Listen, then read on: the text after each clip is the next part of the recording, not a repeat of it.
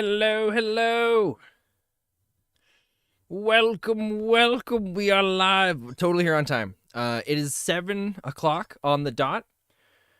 100%. I got caught up. I was watching a bunch of offline TV videos and I didn't realize what time it was. And I was like, oh, shoot, I gotta get ready. And so then I start getting ready and then I'm like, oh, crap, I haven't put the live stream up. So then I go to set that. I'm like, oh, I still haven't done the thumbnail. And so I rushed all the stuff together and we're here. We're around. We're alive. That's what's important. And we got the music. I'm really excited this week to go in I don't know when yet. So I talked to you guys yesterday about a weird idea for a YouTube channel and how I was going to pitch it to my friend. I still haven't heard back from him what day he's going to be available, but I'm really excited to see if it's something he's going to be into.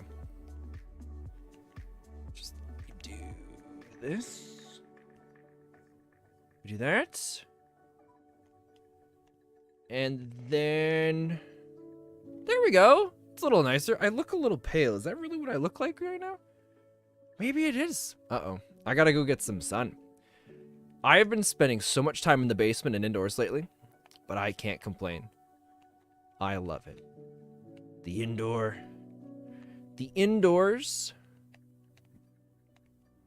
Yeah, that's a little yellow. This is what it's. Wow, I am really pale. That's okay. I'll just go lay out in the sun, and by in the sun, I mean in the snow with the dog. He'll love it. He'll be there for about 2 minutes, and he'll say, oh, this is cool, and then he'll be like, time to go back inside. Okay. Oh, I loaded the game. Oh, cool. I just haven't got into it yet. Perfect. Oh, I didn't refill on water. All right, while the game loads, I'm going to grab water.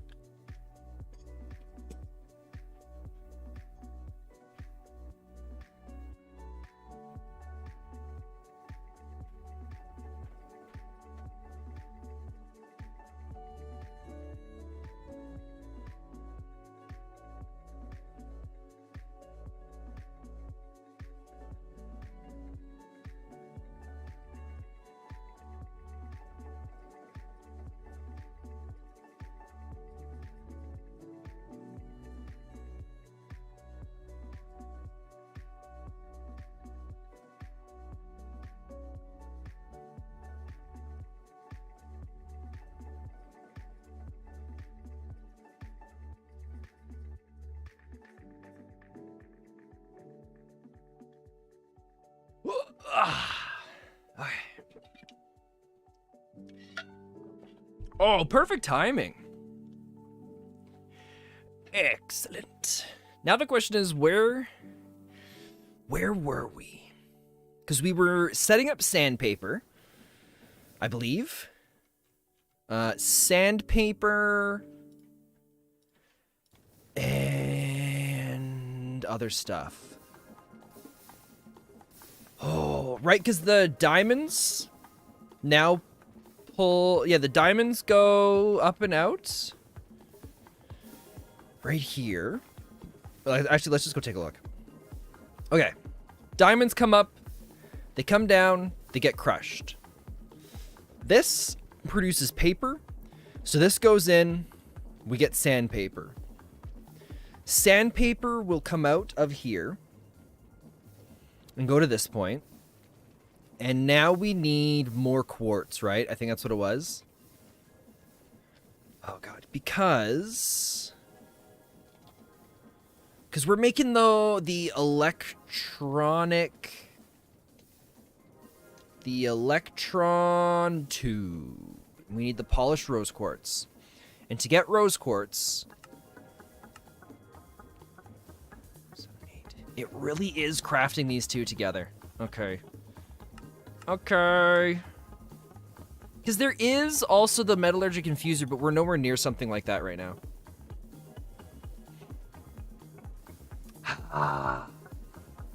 The autumn. All right. We got to do it this way. I mean, the redstone's not the problem. It's just the quartz. Because quartz... Wait, we could crush diorite to get quartz. We make...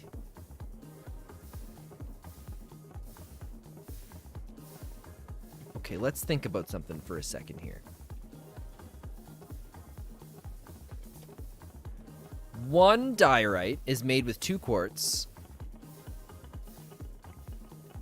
Oh, so, no, it's a waste for us to do this. There's no point in us turning diorite into quartz. Okay, was there another way to make quartz? Quartz, crushing, polished diorites. Prismarine crystals give us a fair amount. How do we get prismarine crystals? Oh, here we go. So bulk haunting lapis lazuli. It is 75% chance of prismarine shard.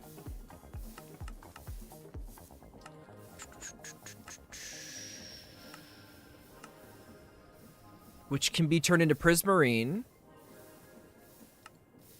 Which can be crushed back down into prismarine. I think we might be onto something here, though. Right? Quartz.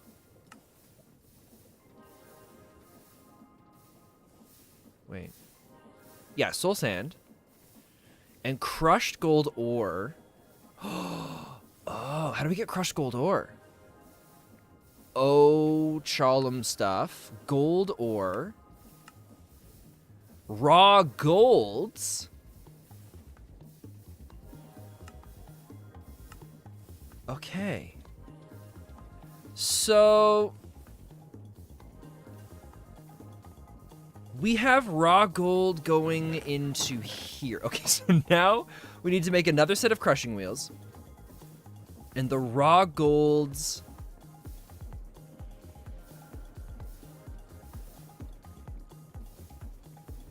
I'm gonna get raw gold up over here now too. That's not gonna be difficult. Let's clear, we're gonna just clear up more space here. I think. Oh, thank God. I just had to double check to make sure I actually hit the live button. Oh God, I had a mini panic attack. I think that's our big goal here. Oh God. Oh, it's just water here. Okay.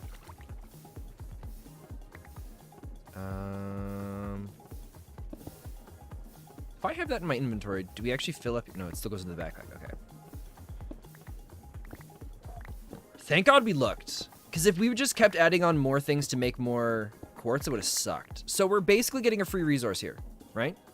Because golds, raw golds being crushed, or sorry, this raw gold gets crushed into crushed gold ore, and a 75% chance of a nugget of experience, so that's also good. And then this is then washed into nether quartz and gold nuggets.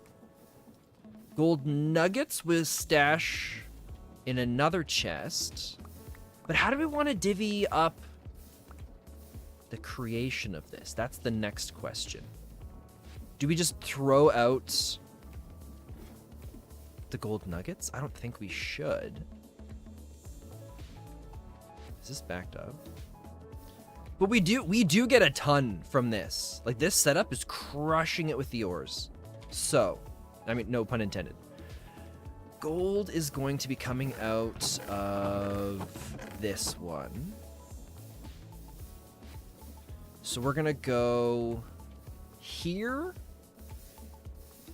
And we're gonna go up. We're gonna bring it up to the same level as up here. So we're gonna bring this all down one level, right like this.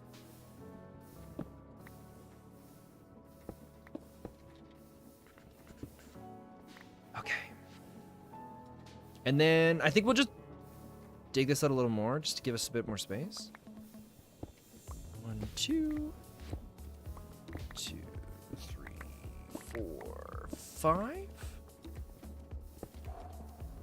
I think we've got this set up. I'm really excited. I thought it was going to be a pain in the butt doing a bunch of different automation trying to get, or well, setting up a whole crap ton of stuff just to be able to get enough quartz. But I kind of feel like it's going to benefit us. Maybe, hold on.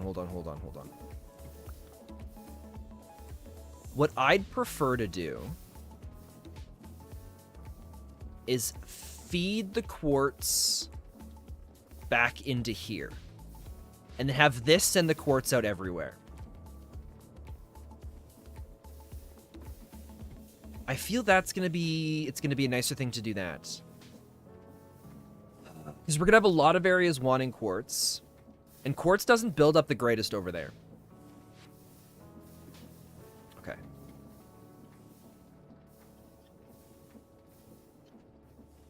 So, quartz. How do we want to do this?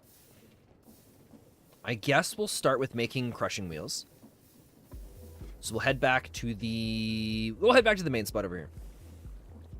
I read an article a little while ago that apparently there was a gentleman that lived in an airport for 19 years.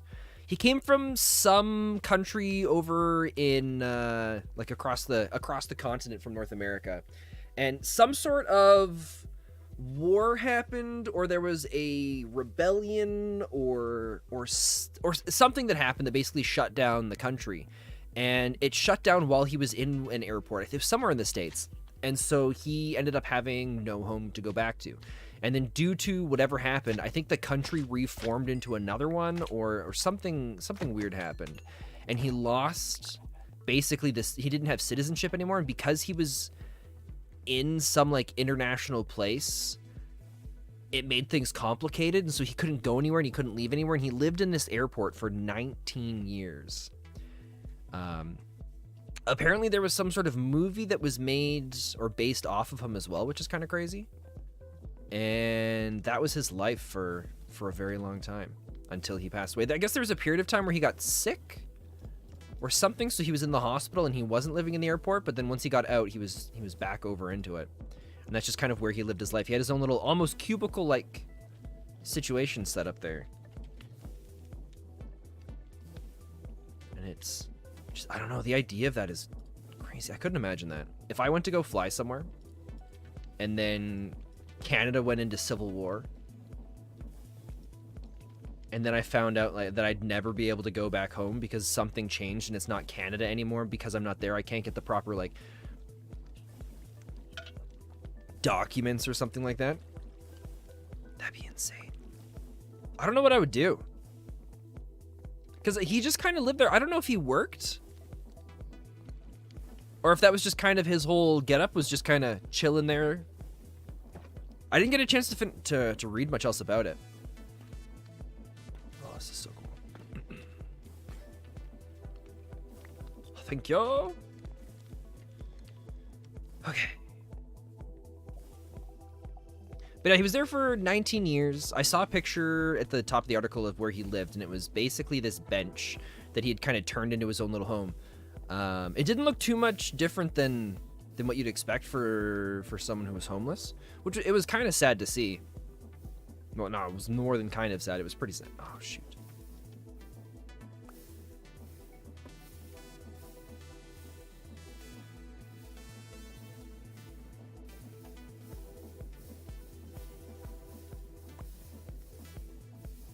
There we go. Okay, we're good. Oh, excuse me. So, we're bringing golds up. I wonder what's gonna take priority, the chute or the funnel for putting quartz into the chest over there. I'm hoping the funnel does. Not that we make enough for it to make a difference. Right, it's this. So we're gonna grab here. Oh, we gotta go up once more. And it comes up to this spot. The crafting grid is so cool. It really is, Archie. It is. When you get some of the bigger crafts going in it too, then watching it make things in an automated form, it's so sweet. I have some of those set up in sustaining gears, just not canon wise. In my uncanonical stuff, I guess you could say. I don't really know how to word it or how to say it, but there's a bunch of stuff that I wouldn't be able to build without having a bunch of automated stuff. But technically my character doesn't have that kind of stuff because he doesn't have the automation, but so it's complicated. Okay, so now we're gonna bring golds up because we found out that we can crush gold in. So we take gold ore or raw gold and we crush that into gold ore, and then we wash gold ore to get the nuggets. Uh-oh. Oh. Woo. We had a nice, like a massive sneeze, but it was nice and clean, thankfully. Oh. So yeah, crushed gold right here. Crushed gold ore is made by crushing. Wait, oh, I wish we could do. Can we make gold ore? We could combine 8 and cobblestone. Wait. 2 times compressed stone to get gold ore? Oh, totally noted.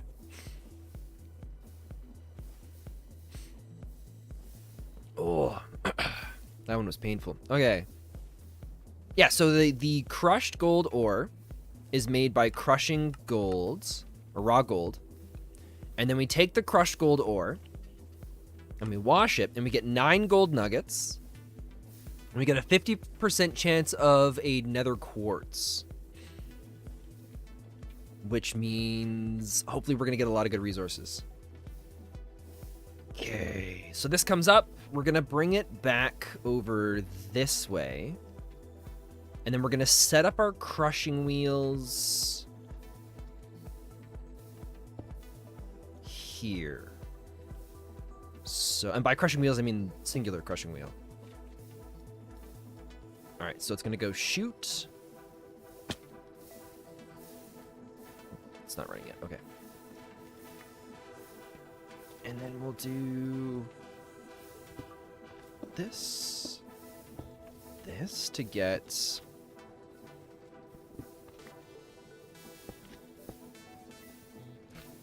right. The wheels go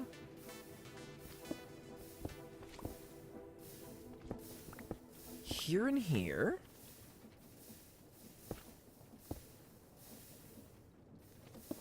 Followed by the next shoot. But yeah, I don't know if you heard, Archie, there was a gentleman we were talking about. I think we were talking about it just before you jumped in.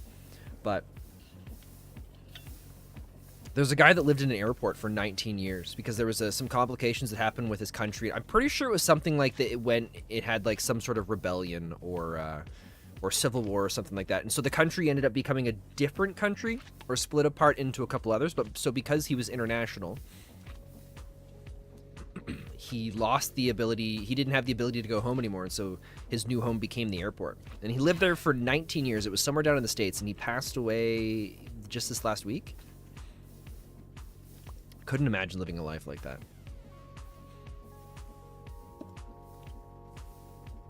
Okay. So the gold's gonna come through here and then get picked up. And I think we'll just wash it here.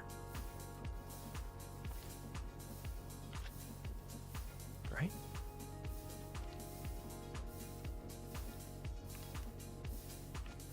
I think we'll do that here. It's so sad, it really is. I couldn't imagine.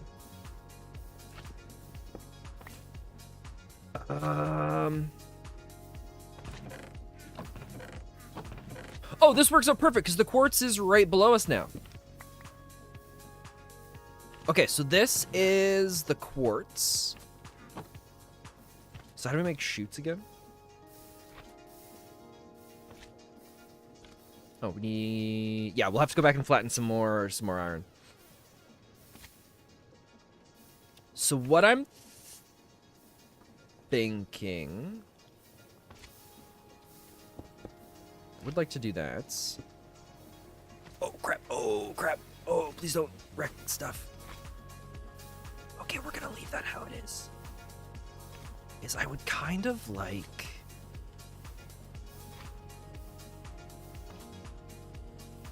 to have the thing go there and then drop it down. And to line... Oh, yeah, no, this will work out really good then, because we can bring...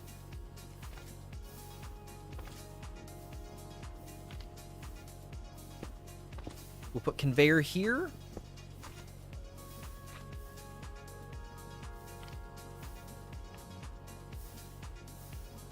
To here.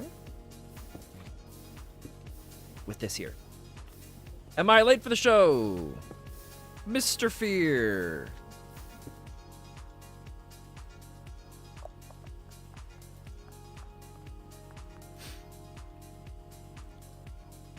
That's so sad. It is very sad.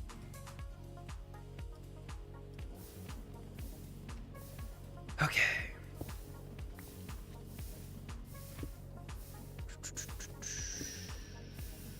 I think I'm messing this thing up here.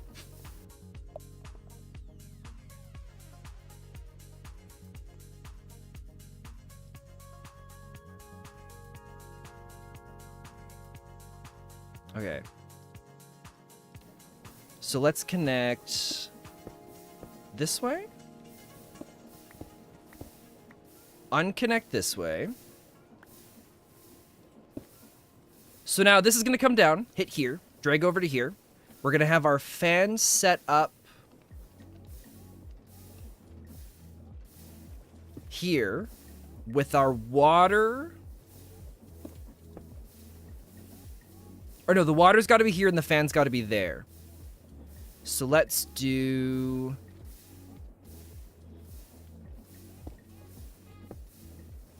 Okay, this can go.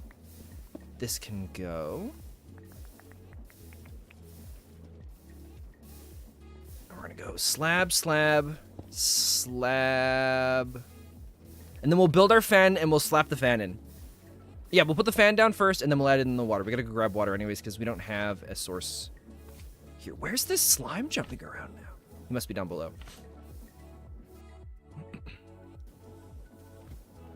Okay. Oh, he's right there. I don't want to kill him because it's going to get all mixed in with a bunch of our conveyors. So he'll just live his life chilling out over there. Look at him with his big, dumb looking face. Okay. I would like to make a fan. I saw this article earlier as well today, and it was talking about the 15 side hustles. Apparently, it's not for. It was something like 15 side hustles, not for the older generation. So this is meant for people that are new. So if we were ever in the need of making money, then these are the side hustles apparently to focus in on if you're, as long as you're younger. So if there's anyone here over the age of 22 apparently, these are not the side hustles for them. There's a few of these I disagree with. Some of them I never thought about before, and I was kind of surprised by them. One of them I didn't think could be really considered a side hustle for just like the average person, but the way that the article kind of explained it, it changed my mind a little bit with this. Yes, over 22 is just so old. I know, once you're over 22, you're practically ancient. There's not much left that you can do with your life. You've just got to basically sit there and accept your fate of no longer being able to ever participate in another side hustle. But the first one on the list was an affiliate. And it's not talking about like Twitch affiliate or anything like that. It's talking about like affiliate marketing. The idea where you're not selling stuff yourself, but you're selling other people's products. So things like having like links to affiliate stuff and advertising different things that people could buy through stuff. Like I think the biggest example that it had, what was that? Oh, that looked like a dice. The biggest example it had was to do with Amazon, I believe. What am I doing this for? Oh, these are shoots. We'll make 40 of them. I feel like we're going to use these a fair amount. But affiliate was the first one on the list. And I can kind of see that. I can see that one working because there's tons of different things that people get with affiliate. Or there's tons of different affiliate kind of things you can do now. Most companies have affiliate setups. I think most of the time you see stuff like that for like content creators or celebrities, people who already have a big following. So That was one of the ones where I thought was kind of iffy. I didn't really see it as a proper side hustle, because I've always seen a side hustle as something that you can kind of start on your own. How did this work again? Was it like this? Okay, there we go. That you could start on your own from nothing, but I don't really see. I don't know.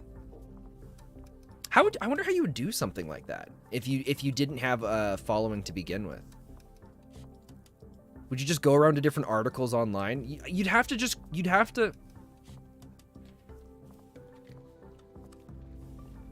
to already have something that puts you into a bit of a spotlight, I would think.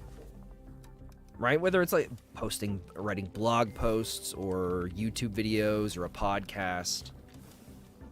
I can't genuinely think of a way that doing affiliate marketing would work without already having an audience. Because I think part of the big thing with affiliate marketing, it's got to be like that pull that you have as a creator or someone who it's like that I don't want to say brand leverage, but the kind of leverage that, I mean, essentially that's what it would be, but that leverage that you would already have as a part of everything. So I don't know. I don't know if I fully agree with that one being a side hustle, because in my mind, a side hustle is something you just do. I guess my definition of side hustle isn't the exact definition, right? I always thought of it as like something you could just start on your own and work up. But it's just any sort of side thing where you make money. The next thing, which I forgot was a thing, it's something like, I believe it's called drop shipping. And so the idea behind this is you're not selling anything. Well, you are selling stuff, but you don't actually physically have any of the stuff yourself. You buy stuff that's put somewhere in some other location, and then other people buy it from you and it gets shipped out. Like, for example, Amazon has its warehouse where you can buy stuff and have it go directly to the warehouse from Amazon. Dropshippers can be so annoying sometimes. Have you dealt with dropshippers before? I want to assume that I've dealt with them before, but I just didn't know. Fan. I feel like the crushing wheel here we're going to want faster.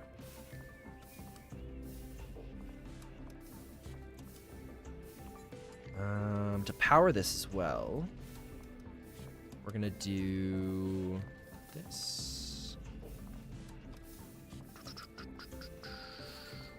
We're gonna grab 1, 2, 3, 4. Wait. Yeah. We gotta turn it. A lot of them, at least on TikTok, market the products as their own design and then sell them for 5 times what they're worth. Wait, really? That sounds ingenious. I don't think I'm gonna be able to finagle this with 2 gears, am I? I'm also probably dropping cobblestone on places that I don't want cobblestone. Here, if we put... Oh, wait a minute. Check this out. If we put...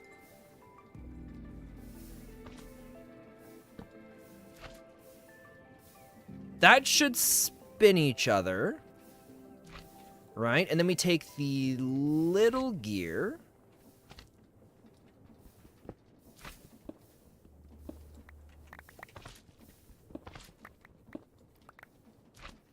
And we go here. Boom! Only problem is it's going the wrong way. Shoot.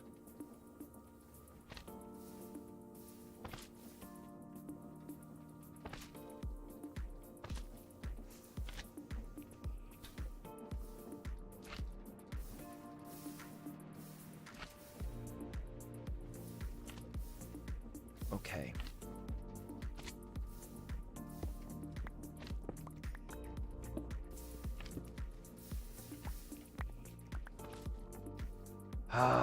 Okay. I wonder if we can do it if we go the other side, maybe? So if I take this, and this back. Oh, it's the fan that kept blowing me. Okay. And...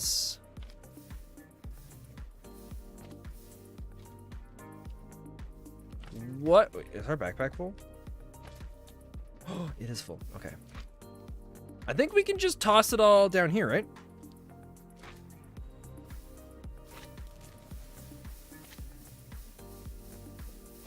Oh, I love that. It's so beautiful. Goodbye, cobblestone.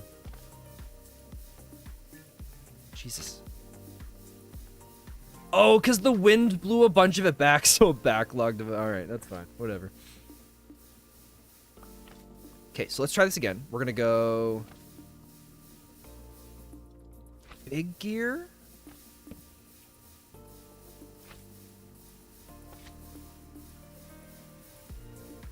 Big gear. And then are we going to connect... oh, wait. We might be able to loop this?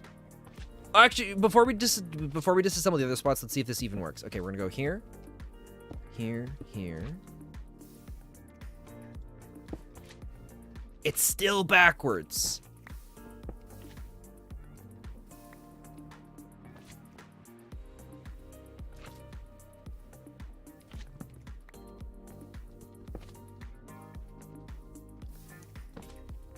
What about...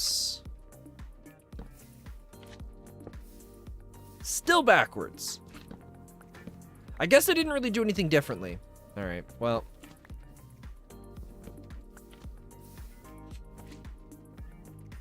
Oh wait, that's what we want right there.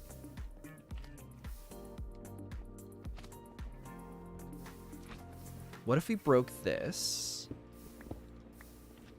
No, that's still, well, you know what? We can, here. We'll make it simpler. We're gonna make, 1, 2, 3, 4, 5. Oh, shoot. We're gonna go 1, 2, 3, 4, 5. 4. With the andesite casing, and then we'll connect this to flip it. Oh. I thought another sneeze might be coming in, but I can't tell for sure.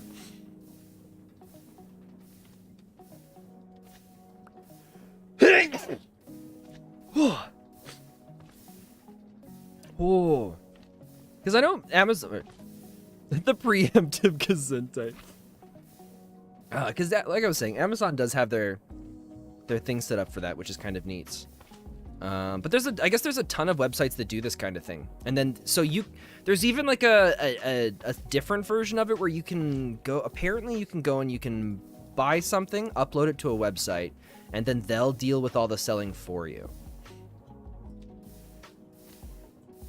Now, this never works, does it? No, see, that always flips it the wrong way. So what we do is we grab it, stick it there.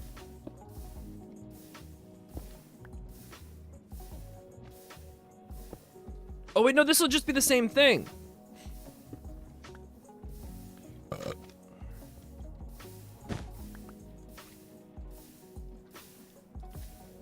I know we have an easy way of doing this, but I just want to keep trying out different things to see if we can figure out ways to just finagle it that little bit better.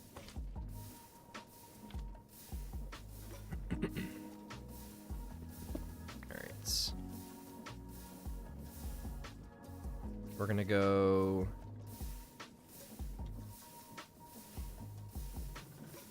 here. And I think this is the same thing, isn't it?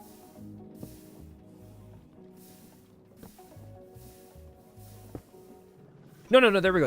Okay. So now, when this crushes it, that will come out this way, and then we'll drop it down below. We're gonna need a speed guy. We're almost there. We might even set it up so it just always tries to produce a stack of 64 the speed things for us, too. So another one of the things was writing or editing as a freelancer. I was curious about this one, so I looked up, and there's tons of people that are always looking for editors. Not people to, because there's a lot of people that write, and then they'll write 10 to 20 articles in a week, and then they'll pay other people to edit them, because the editing process takes longer, but they can pay cheaper for it, because there's a lot of people always trying to get into editing. So you can actually, they're able to kind of speedline their process of a lot of that creation. So I thought that was kind of neat. Interesting. Might have to look into that one.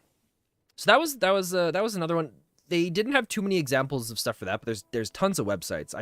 You can just Google editor or looking for editor, and you just have to filter out all the people looking for video editors and things like that.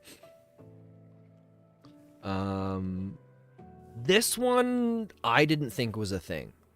I'd heard stuff about it a long time ago, but I never thought it would take off. But there's car sharing. And so what you can do is there's an actual app. Oh god, I don't remember the name of the app, but you can sign up for it, and you can basically rent your car out to strangers. So they'll mark down what time they need it, and then you just lend them your car. The amount of money you make for something like that too is ridiculous. The average price, like you can easily, if you were to buy a brand new car, finance it. Oh, sorry, no, I can't remember what, no, financing might not be the right word. I don't remember the terms for all that stuff. But if you bought a new car, basically got a loan for it, bought your car, and then if you were good with marketing your ride sharing and you had it rented out regularly, you'd have it paid off in like a couple months.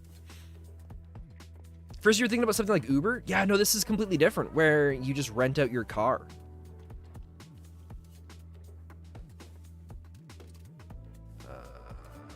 We need brass casing, so we need logs. Let's go get logs.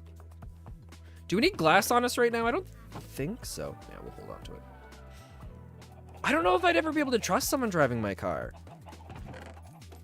Well, not that I shouldn't say trust, it would feel uncomfortable. Trying to think if anyone's ever driven my car except for me. Maybe once or twice. In a lot of those situations, it's not because I didn't trust the person, but it's just because I do love driving.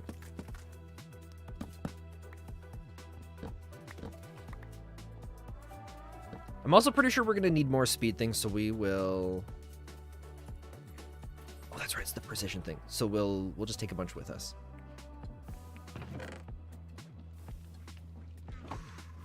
I guess the next thing we're going to want to set up into the whole main system is the little wheels, aren't we? So we got 2 of these, or the precision things. We're going to want to start automating those into the whole system. I still can't remember what it was that we were originally working towards automating. I just know that in 3 different occasions, I was like, I don't remember what we're doing. So I started over and then worked my way back up to, oh, that's right. That's why we're automating this. So we're going to go wheel.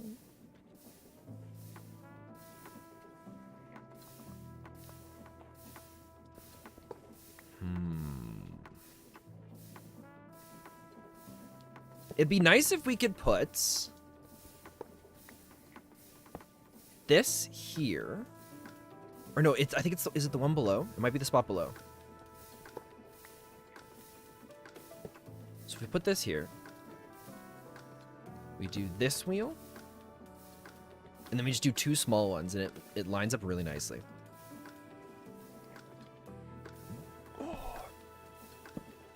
Oh, little sneak peek for Friday's video. I've been working on something I think is incredibly cool in Project Aussie. Wait. Oh, crap. What I wanted to do doesn't work.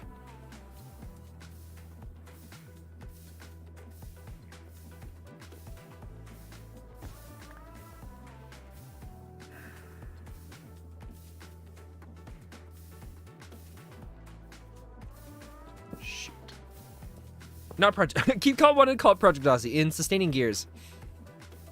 The I'm working on it. So I've got my mall down below where we're starting to expand out the store selection. And by expand it out, I mean actually sell wood. But I needed a way to get the wood to go from my base to the place. So I'm building this big giant crane at the moment that lowers down this huge vault that it takes it down to the bottom, unloads all the wood into the mall, and then it lifts it back up. And it'll have like doors and mechanisms that open and close. It's going to be so sweet. I'm really excited for it. So far, it's turning out pretty darn good.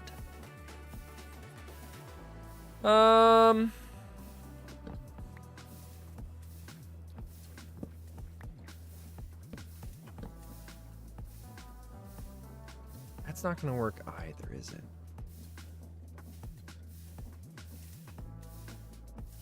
Because that'll spin them both the same way. How did I do this one?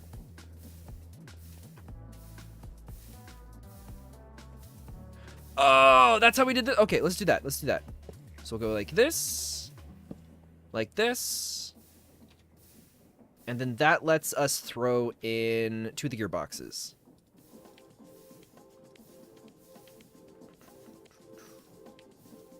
Right here. Oh, we need 4 of these. Thankfully, we have so much andesite now that that's never going to be a problem for us.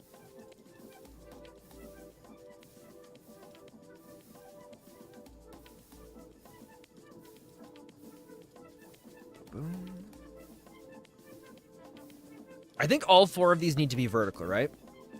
So this goes here, this goes here, this goes here, this goes here. And then to make this easier, we'll just do this.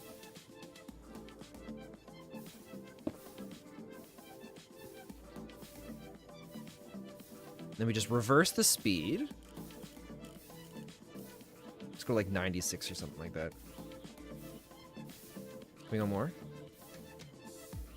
We can! I'm afraid to do more! Oh god, that might be too fast anyways. We're gonna find out. We're gonna find out.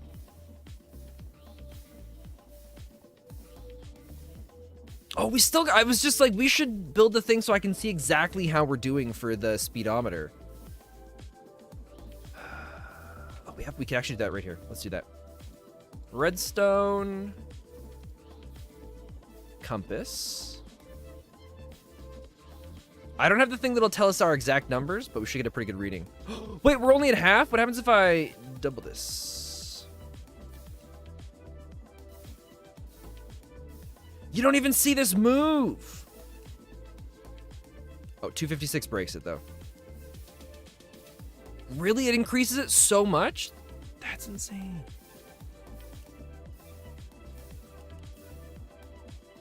What if we just leave it at 80? And by 80, I mean 48. Because that's still really quick. Oh, wait, that's a speedometer. That's not what we're looking for. We're looking for...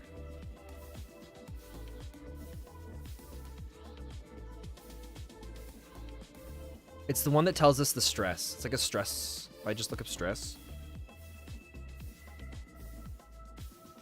Stress-o-meter. Oh, the speedometer just goes in.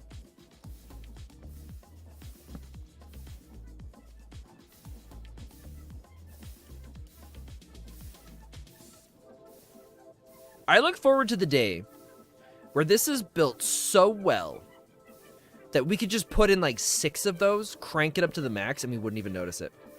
There must be some sort of security deposit in case of a wreck. Yeah, I'm not sure how that stuff works. But I'm assuming insurance would... You'd have to have like a special kind of insurance probably. Because I believe...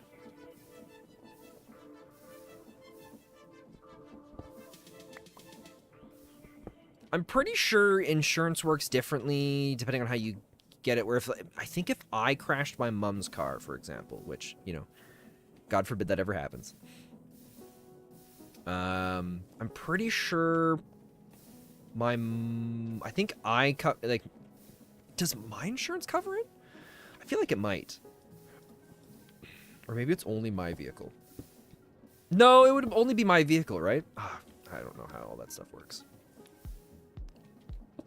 So we're gonna go here.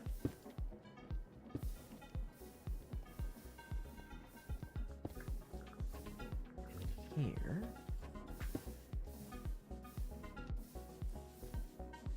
What I'd like to do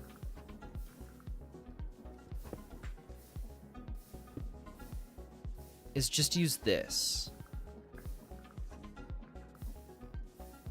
What I'm thinking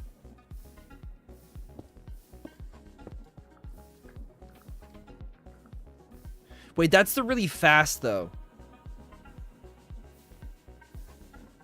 What if we do? Because we needed to come this way. We go like this.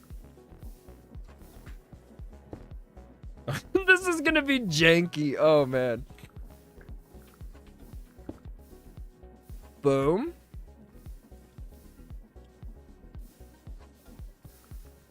And then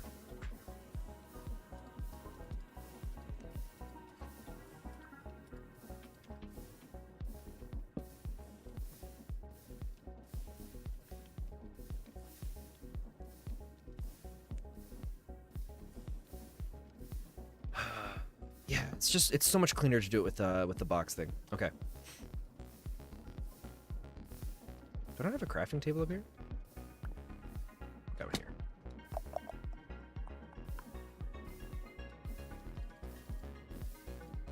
Boom, because the andesite alloys don't really matter as much anymore.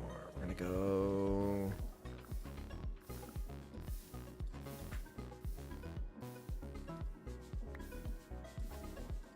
16 of those.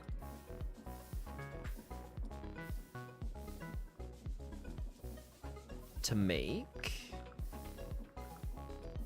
4 of those. We'll have to go get more gearboxes. Wait, no, we have... Yeah, we got some logs. We'll be okay for a bit. So, we're gonna go here.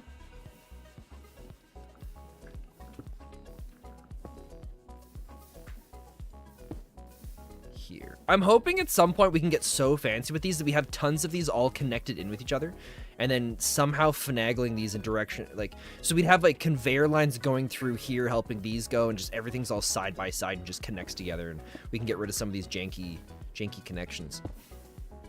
So now it's gonna pull it up here. What I would like to do is go stacks of 16, I think.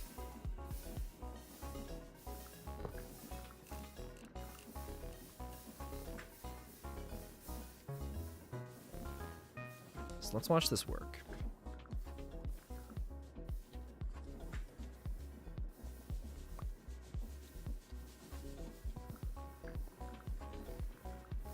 Oh, wait, I put originally... Yeah, it's only going to pull in 16 at a time.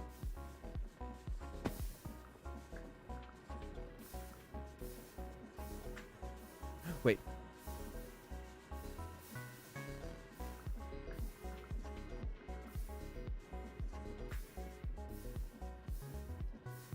We got to pull off the experience. Okay. How much does this give us anyways? Oh, that's actually a fair amount. Okay. So we're going to make... Oh, shoot.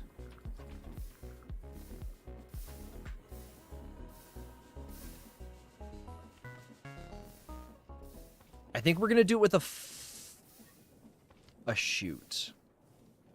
What's below us? What is this? Oh, this is our redstone. Crap. What's going to be the easiest way to pull this stuff off? I think we're going to want to do it with a chest. All right, we'll do it with a chest.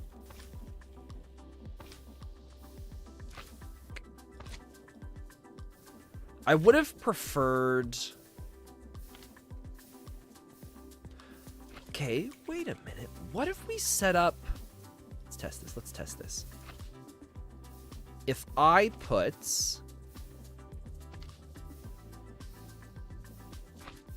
a conveyor running...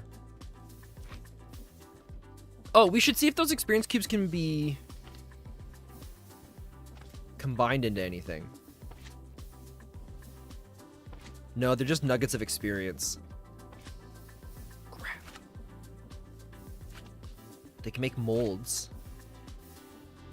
So we're gonna need to make a big experience for that, aren't we? Or a big thing for that, aren't we? Because it doesn't show anything that we can put it into. We know there are... I'm pretty sure there's a drain, right? Item drain. There's an experience drain, but I think these count as items, so they wouldn't be able to go into it.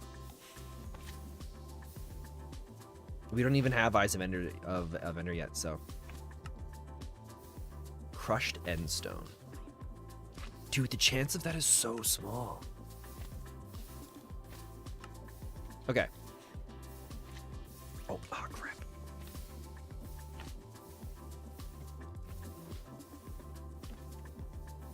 So we're gonna block this off.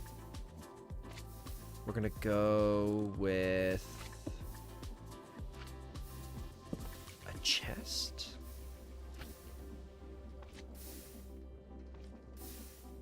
Oh, I should pick up this.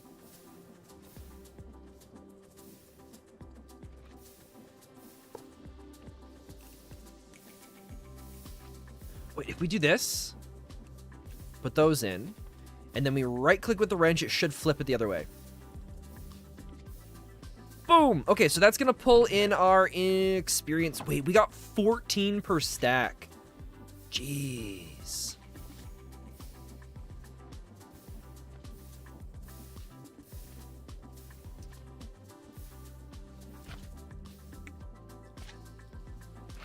Also gonna need to do the smart chutes. We'll start like this.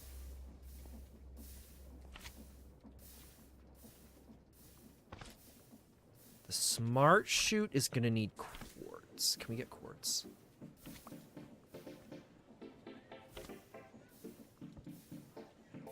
And then the wrench should flip it, I believe. Maybe. Maybe not. Alright, we'll just take it back. Although it wouldn't be nice just to get it working. Okay. Smart chute. Oh, no, it was working. It was working. We did have it the right way. So we're going to go like this.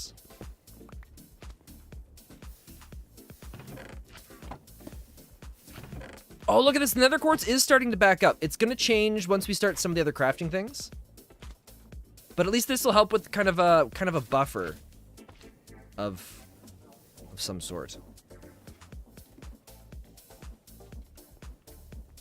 It's getting really cool jumping around all this stuff now.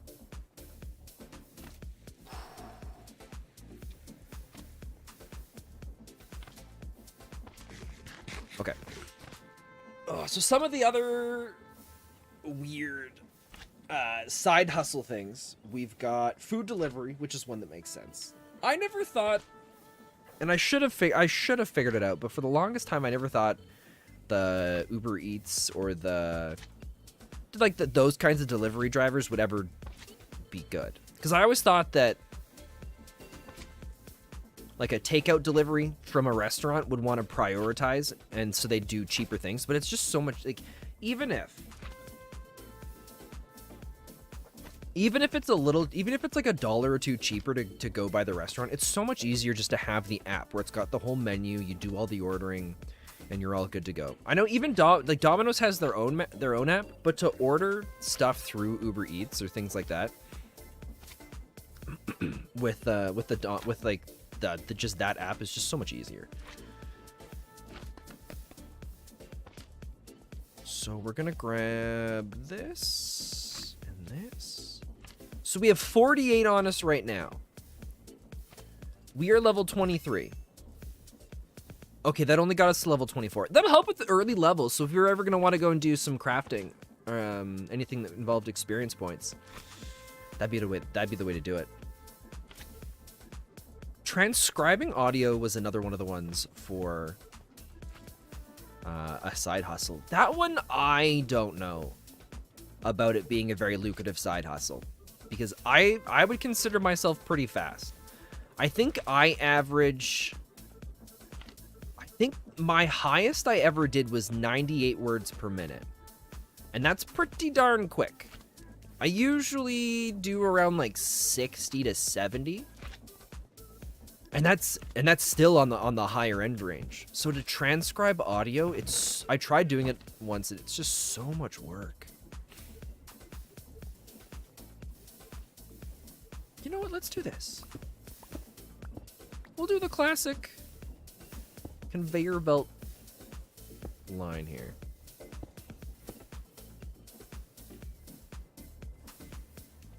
We just gotta hope this is gonna spin it the right way.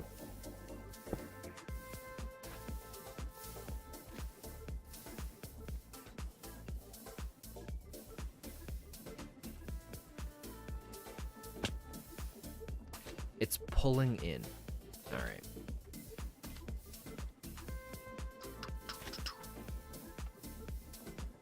Because, yeah, most of the... Although, some of it's not too bad for going and doing transcribing audio. Because transcribing audio, a lot of the... Oh, we already had one. We'll make another one. Oh, no, we don't have the thing for it. Okay. Transcribing audio, most of the gigs are things from, like, business meetings or stuff like that. Where it's some sort of business group where they're looking to spice up their recordings in some sort of sense.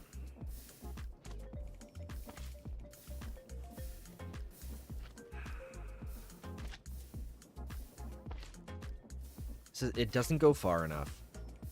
Shoot.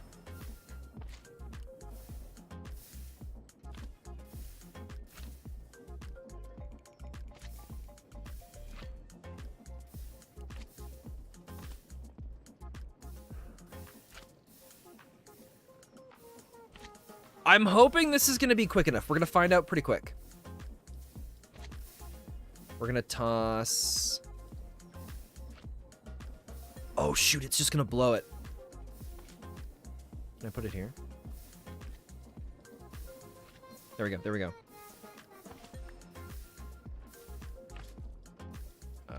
We'll get rid of the quartz.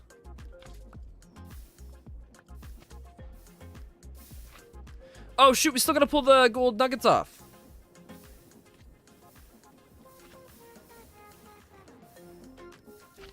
Crap. So that's gonna pull the nuggets of experience.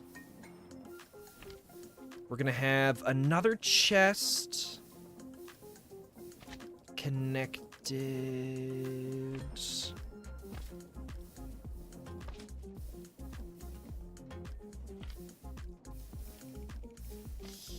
Here.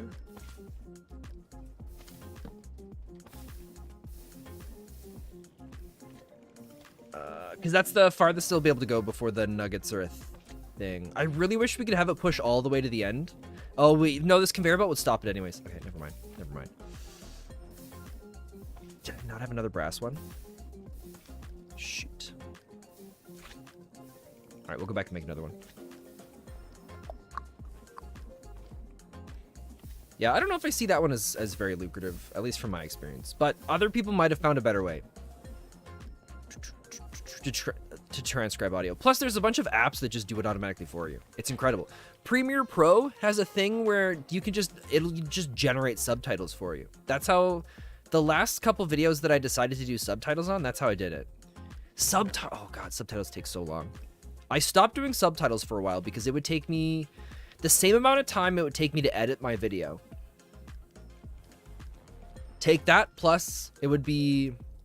So like it was taking me probably 10 hours to edit a video. Like go through all the shots, cut down things that I wanted to. And then it was taking another like 10 hours plus a couple to do all of the subtitles to get them so they were animated how I wanted them and into different places. So I just stopped doing them. And then, because most of the time was spent typing out all of the subtitles. But then they added the ability to do subtitles. Or I guess maybe it was in there for a while, but with the latest update for Premiere Pro, they added in a bunch of stuff that was really nice for it. And so I was able to get it all just generated for me.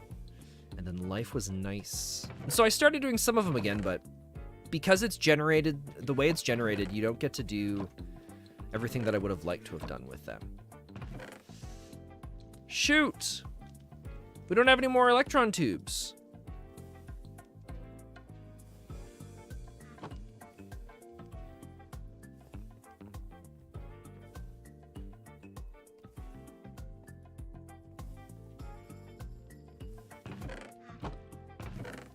I have 1 rose quartz. Okay. I thought I had one in some chests, but I couldn't, in one of my chests, but I couldn't remember which one it was.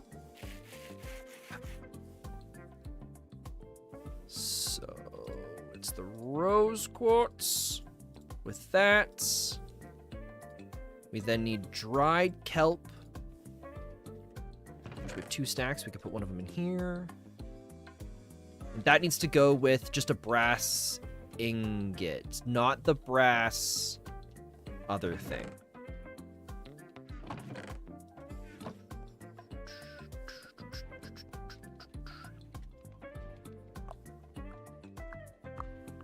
Yeah, we're doing this right. We're doing this right.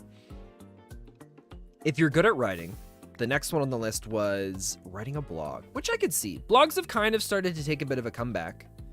There's a lot of blogging, although they technically never really disappeared. I think just more people got into other forms of content. But blogging's another one, because blogging ties in really well with a couple of the things here on the list. One of the ones coming after this, as well as I think blogging and content creation were 2 of the really big factors for doing, or 2 of the bigger ones for doing like the affiliate marketing. Okay. Okay, so now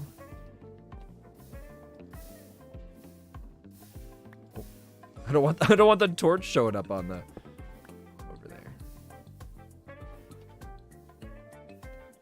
So now you can have that. I will take this. Now the question's gonna be, does it swap it over in time?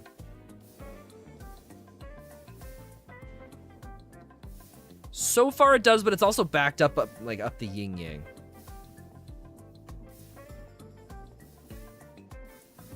Please. Shoot, it doesn't do it.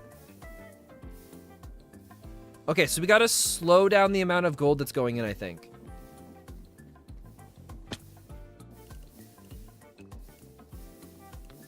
What if we do 5?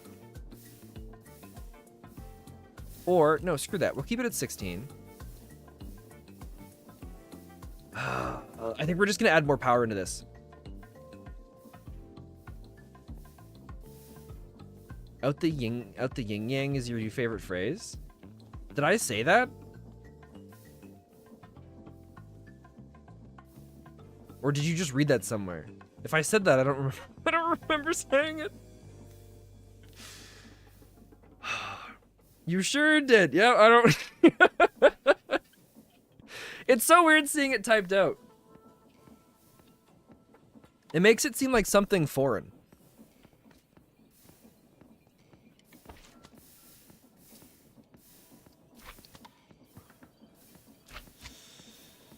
Okay.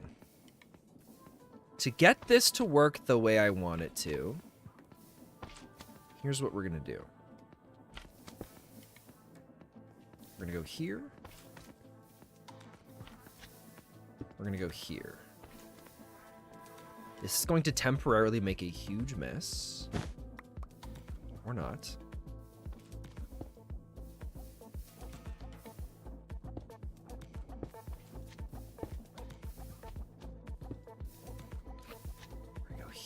Here.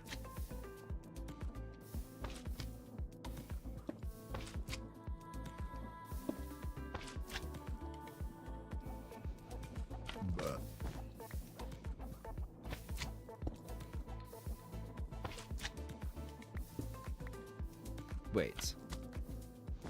Here, let's get rid of this one for a second, because this is getting a little weird.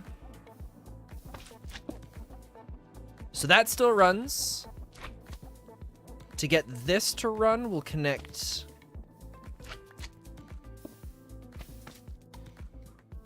like that. Oh, this is so weird.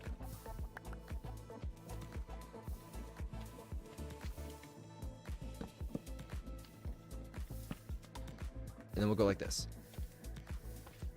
I'll take that torch.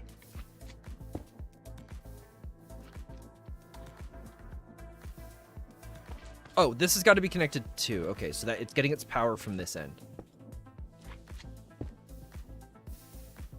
Boom. So the cobblestone's going to keep going through. The water now makes it to... Oh, this is a problem, though. All right, we're just going to have to do this for a little bit.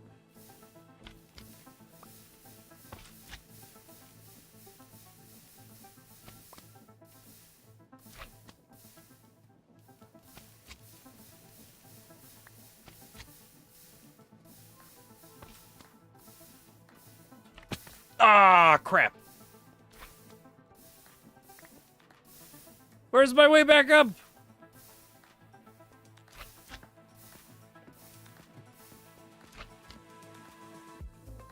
Wait, so this worked, but it didn't get pulled out?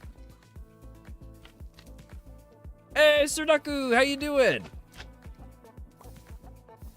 Okay, so we don't want that there. We don't want that there. This can go back on. We don't want that.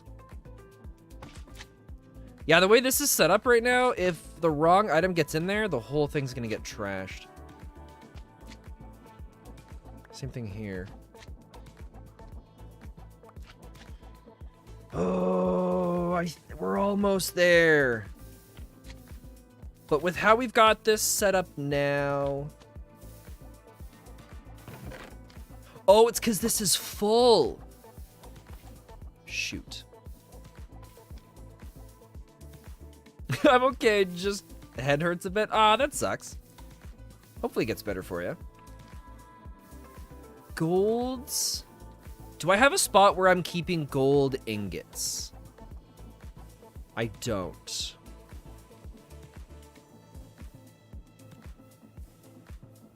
It would be kind of nice to keep a bunch of ingots together.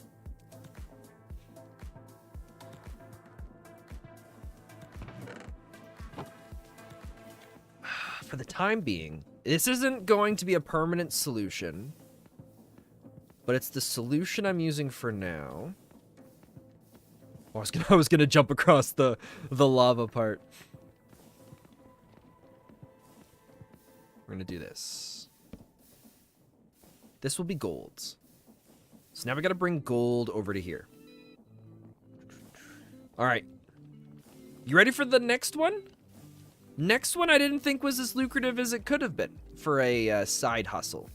Or one of the top side hustles to make extra money, and it's dog walking. Apparently dog walking is a fairly big thing. So we want to make a mixer, right? So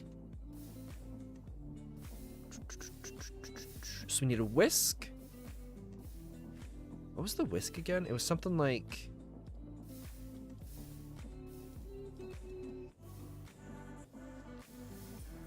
Oh, it's plates the other way around. Thank God we kept these with us. All right, so we got our whisk. We're gonna need andesite casing. So we're gonna go... We'll go 10, turn those into logs.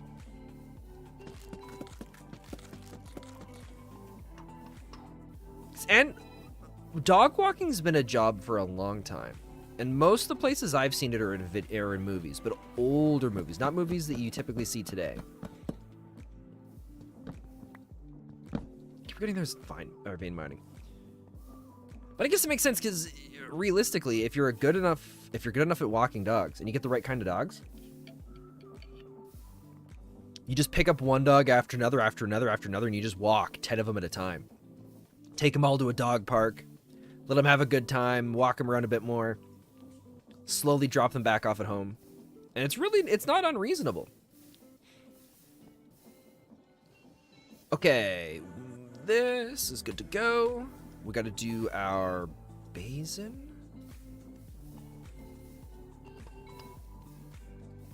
Dog walking is the job a kid would do for a neighbor for $10. But it doesn't make sense why it's such a big thing. Because I know there are some celebrities that have a dog walker for their dog. Just because, I mean, there's times where they're making movies and their schedule is so insane that they need someone to walk the dog for them. And they pay big bucks for a lot of that stuff. So now this is all going to output... Here's what I'm thinking. We're gonna make it tiny. We're gonna go like this.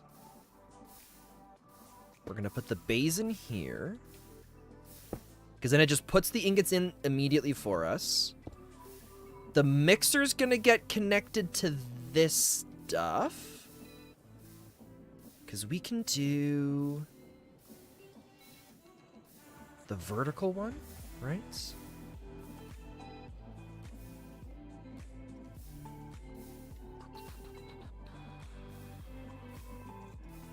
Oh, yeah, this works out perfect. Okay, so we go like this. Into the vertical. I am assuming this is going to shut down our whole thing, though. No, it didn't. It worked. Nice. And now our gold is being stored over here. Hey, how's your night going? Hey, wish upon it's going well. How about yours? We're making progress. Creating some things. I don't remember what that is. We're talking about this list I found of apparently the most lucrative side hustles that anyone can do, but only, it was very explicit, that only if you're younger than 22. We were talking about a bunch of them so far. We were talking about becoming an affiliate, like selling things through different links to do with Amazon, like drop shipping, where you sell stuff, but you never actually have any of the stuff physically. You have other places that host the stuff for you, essentially, like an Amazon warehouse, for example. Writing or editing as a freelancer, car sharing, which I didn't realize was a thing, but people actually rent their car out to other people. It's not like Uber or anything like that. Then they're transcribing audio, starting a blog, walking dogs. And the next one, if you're under the age of 22, I don't see how running an Airbnb is something feasible. Right? I know its suggestion was renting out your flat. So, for example, like just one of the, I guess you are there Airbnbs in an apartment? Like if someone has an apartment like an apartment with like 2 bedrooms and a kitchen, could they Airbnb that? It seems weird to me. You could always claim that the property you're renting out is yours. I wonder what my parents would say if I started renting out my room, and then I just like slept on a couch in the basement or something like that. You think I bet, they'd go with that, right? They'd be cool with that. If anything, they'd be like, wow, Spencer, look at you. You're so...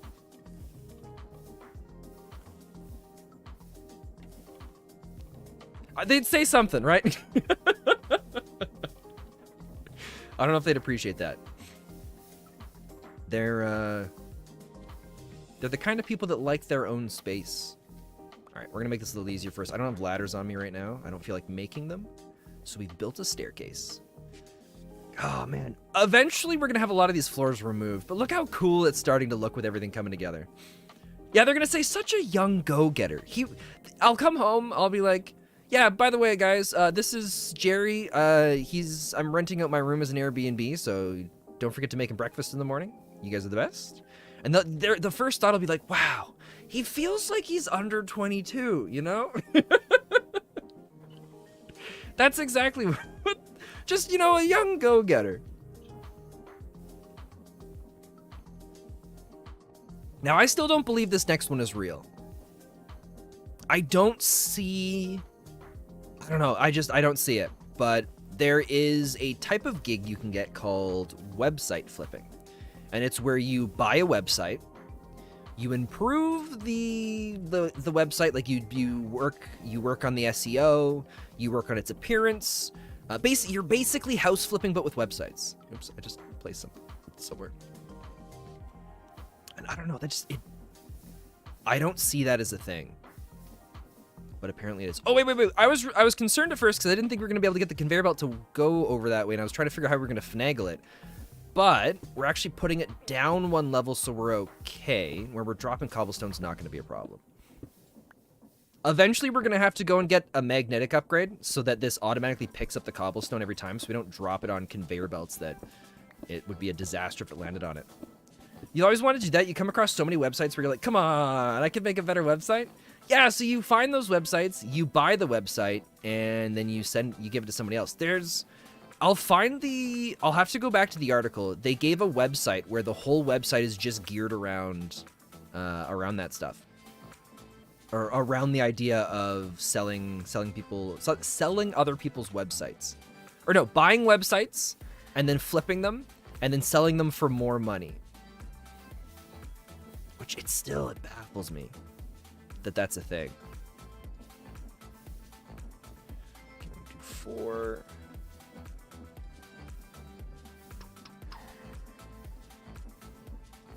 I'm thinking of putting this here to flip that. Right, and then all we need to do is this.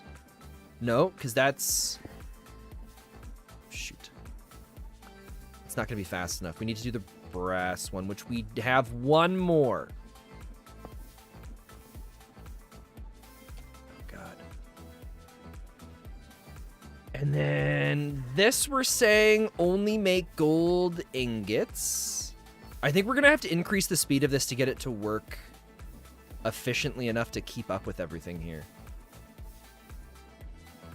Shoot, this has got to go to the end, doesn't it? Yeah, this has got to move. Okay. Oh, God, this is going to be a mess. Oh, God. Oh, God. Oh, God. Oh, God. Oh, God. What's down below? As long... Actually, no, everything that it could land on is probably fine.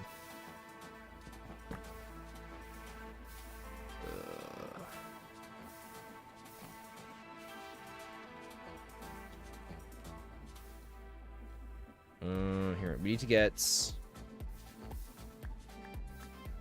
We need that chest.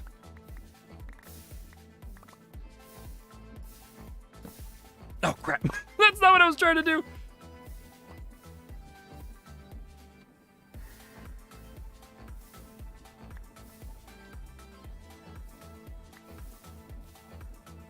I get it, and then it just tosses it back in.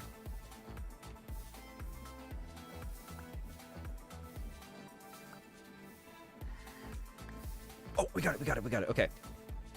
So we're gonna go and this. And then we're gonna have to be quick.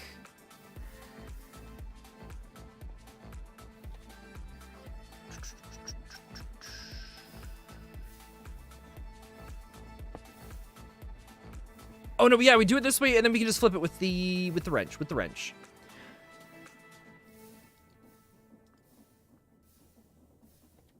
Oh God, okay. I'll take that.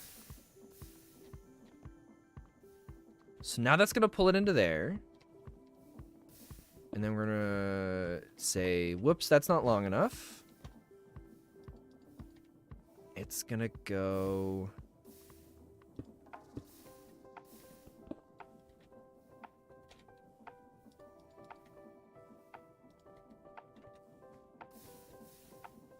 Oh god, please don't tell me I'm stuck.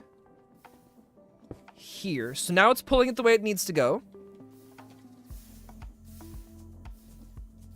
This needs to go back on.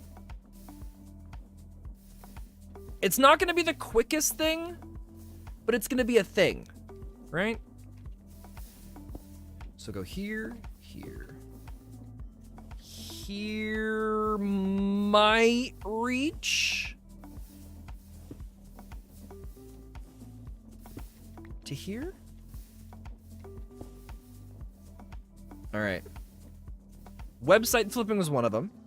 The next one I didn't believe at first, but it was talking a bunch about how big the market's expanded, so I can kind of see it, but podcasting is apparently a pretty darn good way to make some money. But not just like any kind of podcasting. You've got to really specialize and focus in on something specific. Because if you can hit that really niche market, then that's apparently where it's going to go, or where you're going to find your success. Is it going to make it? Oh, it's too short. Literally too. Crap.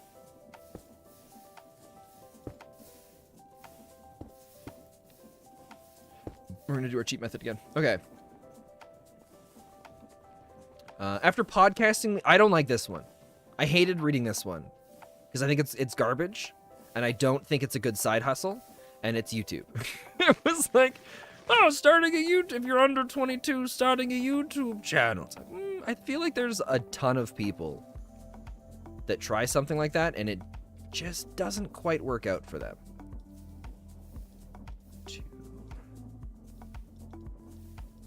So we can move past that one pretty quickly. This one also surprised me, but if it wasn't for Gary Vaynerchuk and his podcast, I wouldn't have believed it at first. And it's the idea of having like going to, for example, what do they call it here? They call it resell thrift pieces. And it's where you go to places like thrift shops or garage sales, and you just find something where you're like, I'm pretty sure that this is not the price for this item. So I could easily make more money off of it if I sold it online, and then just picking it up and doing that. 1, 2, 3, 4.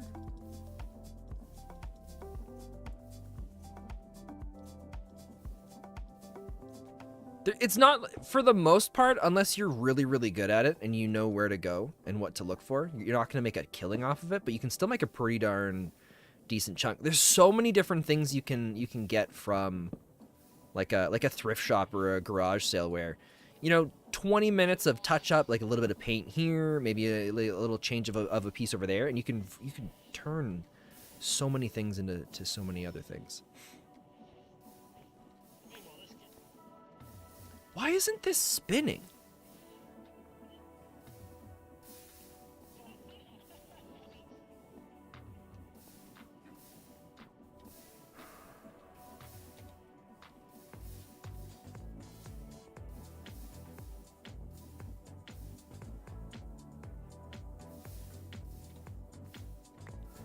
Right? Like that should be crafting things right now, shouldn't it? I'm pretty sure we put the mixer on the right here. 1 sec. Gold nuggets. Whoa, what is this? Botanic root? We're not even gonna look at that. That looks crazy.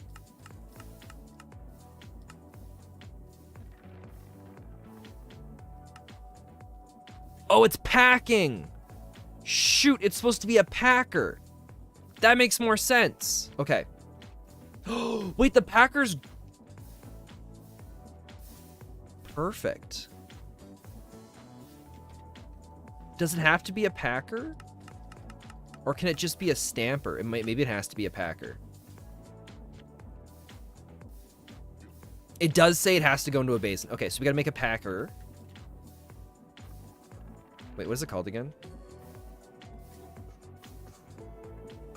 Mechanical press. So we need an iron block.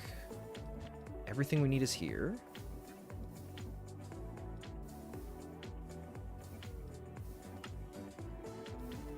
Okay. So now this, apologize for making you.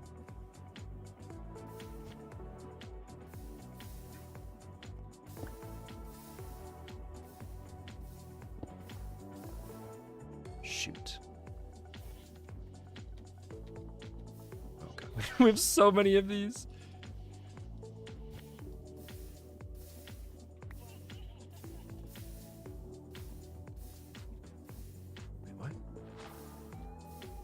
Oh, okay. It didn't give me the mechanical press. It was still sitting there, so I was very confused. It's the wrong way again. So what I think we're gonna do...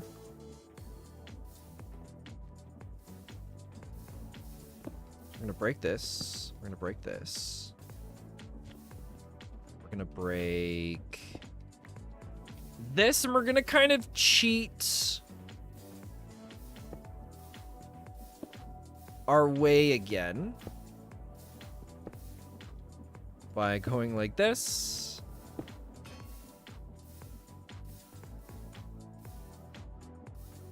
Wait, what is this?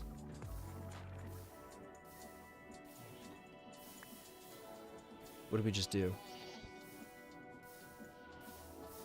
We just made something. I'm not sure what we made.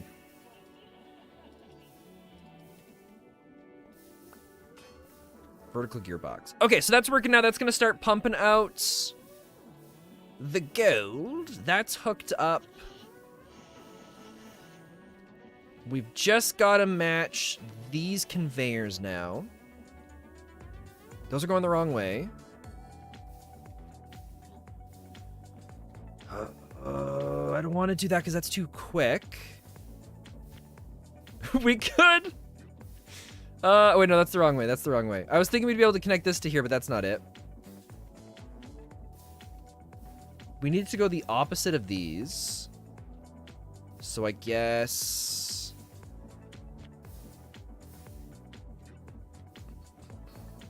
Here, let's do it here.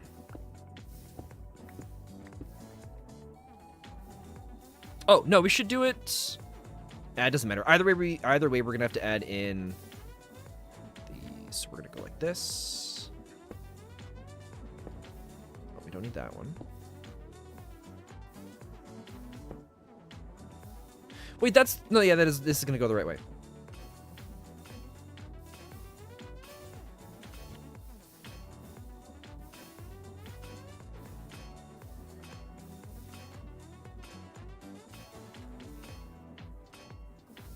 Okay, so now we're gonna start making ingots. Uh-oh, uh-oh, uh-oh. Oh, oops, oops.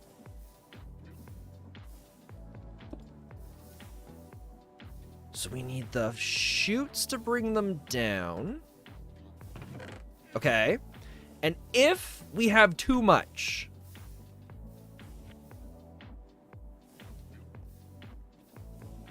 we need it to go and toss it in lava.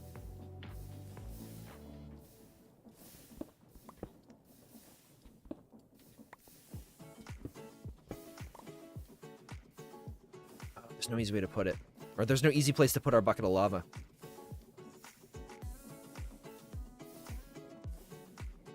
It'd be nice if we could just send it over to this lava. Here.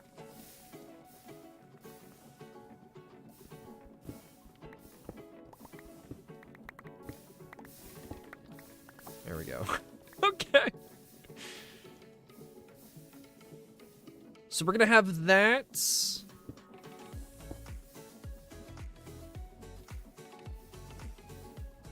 Go this way.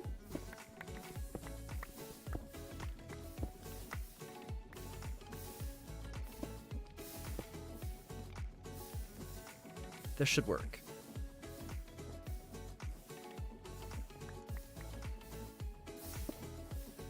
So go like this.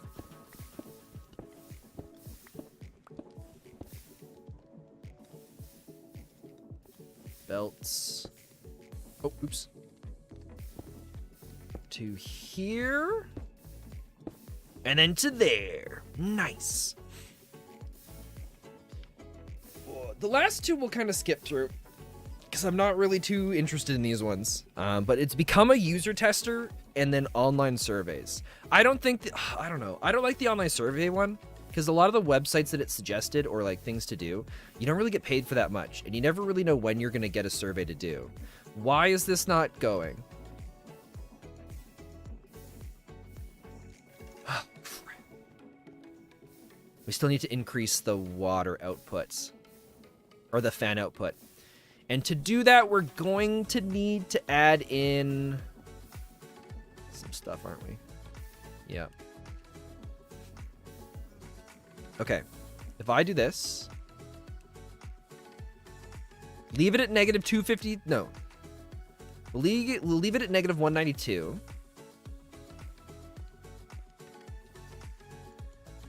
And we'll add our next set over here, I guess. I think we'll just put 4 onto this.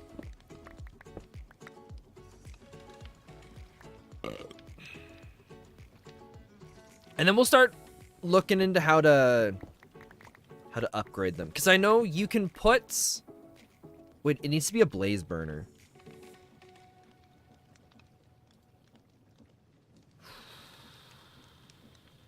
Mysterious conversion. So we got to get a blaze spawner, blaze rod chicken,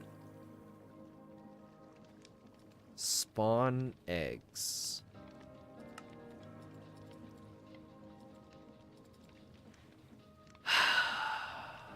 I don't know how we're gonna. Oh, you know what? Out in the Nether area, there's probably gonna be blaze spawners out there, if I had to guess. And there goes the hammer. So we'll have to go take a look for that later. For now, we'll just keep doing what we're doing now. But yeah, so we have campfires underneath all these, but eventually you can do a blaze burner and you feed it coal or logs or whatever you want. And logs will be easy because we can just automate it with our little clay farms. But for the blaze, to get like the maximum heat thing, you've got to give them blaze cakes. And for that, we're going to want infinite lava. Because lava is a part of the recipe of making it. Which I know we could do with stalactites. Or no, what is it? I can't remember. It's like a stalagmite. Or dripstone. If we could get dripstone, we'd be able to do this. But we need to get dripstone here. And I don't know how we're supposed to get dripstone yet. So we'll see what happens. It's maybe we'd find some in the lower levels in like the stuff below the andesite, but at this point, who knows? So stress meter can go for now. We're gonna want the copper sheets. We are making a ton of tanks, so let's grab a bunch of wood. We should just make 64 of them while we're here, I think. We've easily got the resources for it. So we'll make 64 barrels, and then we'll just turn in a bunch of tanks. We'll make a bunch of the other things as well, whatever they're called. Tanks, steam engines, all the sorts. It's not difficult for us to make with the resources we have, I hope. Don't need any of those right now. So,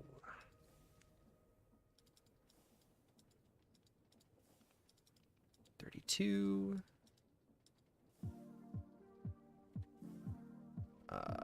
One more.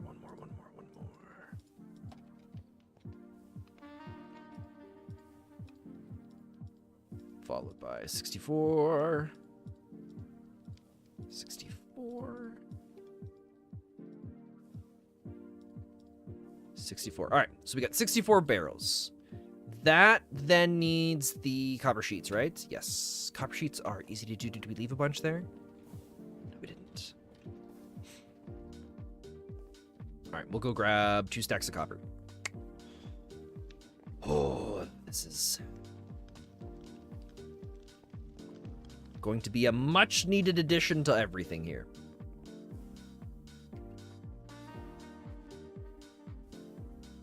Where is the wait, why is this stopped? Oh, that's right. Everything's stopped right now because we powered everything up. 1, 2. You know what? Just to be safe, let's do 1, 2, 3, 4, 5, 6. And we can leave a bunch of the copper over in the spot here. Chat, do you find yourselves more of an evening person or a morning person? Because I have never been able to decide for myself which one I am.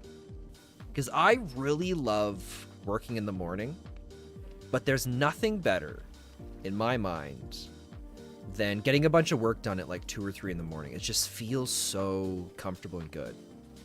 You reckon you're a lot more of an evening person? Because I don't know. I feel like I wonder if I'm naturally an evening person, but I've spent so much time working at golf courses and early morning jobs that I've become a morning person. But I mean, most of the best ideas and things that I've come up with for plans and videos and just things to do, it's all been in the evening when I'm just relaxed and ready to go for just nothing. You just feel groggy and low in the mornings? That's how I feel too. It usually takes me... I mean, it's possible that maybe... I know a lot of people say, well, maybe you're just not sleeping right, which, you know, maybe. It's a possibility. But I don't know. I like to think it's just because I do better in the evenings. Oh, excuse me. Because there are some, like in the middle of the golf industry, when things are going and I'm in a groove, getting up in the morning, driving to work, it feels really good, but I don't know if it's because it feels like an evening. Getting out onto the road, the sun's down, you don't really see the light. As you're driving for a little bit, the sun starts to come up, and by then you start to wake up. But I don't know. I don't know. Okay.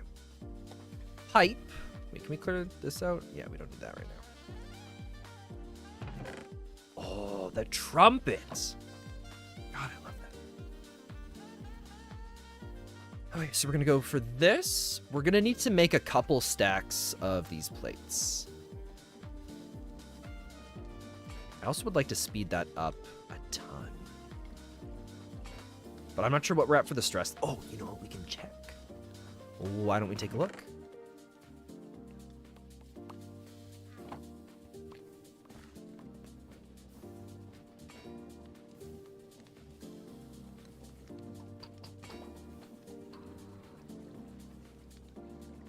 Let's plug it in right here. We're sitting at an okay amount of stress. I don't think we're in a situation where this is going to be... Oh, dude, it's so slow. Oh, God.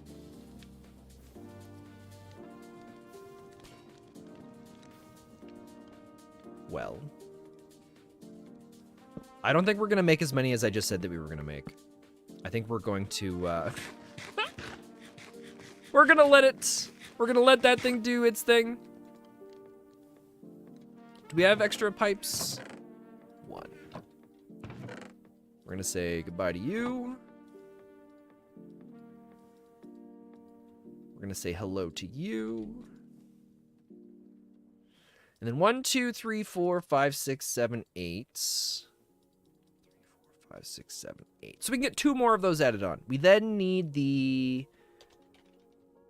steam engine, which is going to be copper block, andesite alloy, and gold, which is super easy. Do we have this stuff? I want to make another crafting station. I don't want to remove the recipe that we have at the one end. So we're going to go, I think it's, is it this? It's like sticks to get the pattern with the wood.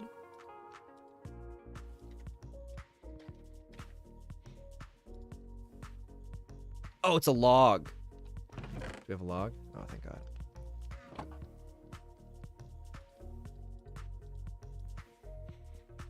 We'll add another one here to the mix. I was going to make... What is it? It was golds... Copper blocks...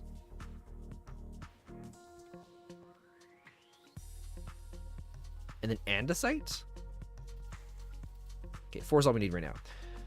Next, we want to do the campfires. We're gonna need to grab more. We're gonna have to go grab another stack of logs, which is fine. Yeah, the most, like I was saying before, the most relaxing time for me is definitely late at night.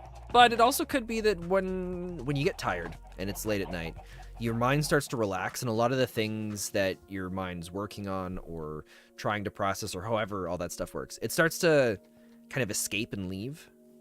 And then you find yourself becoming more creative because all the stress is disappearing and leaving you behind.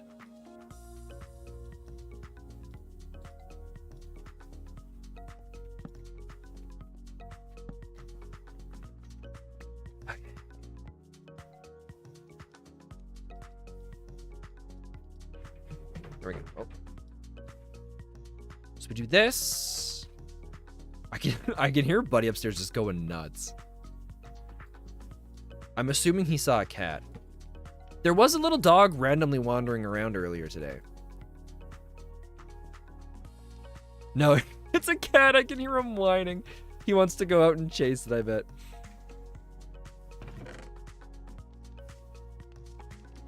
Coal.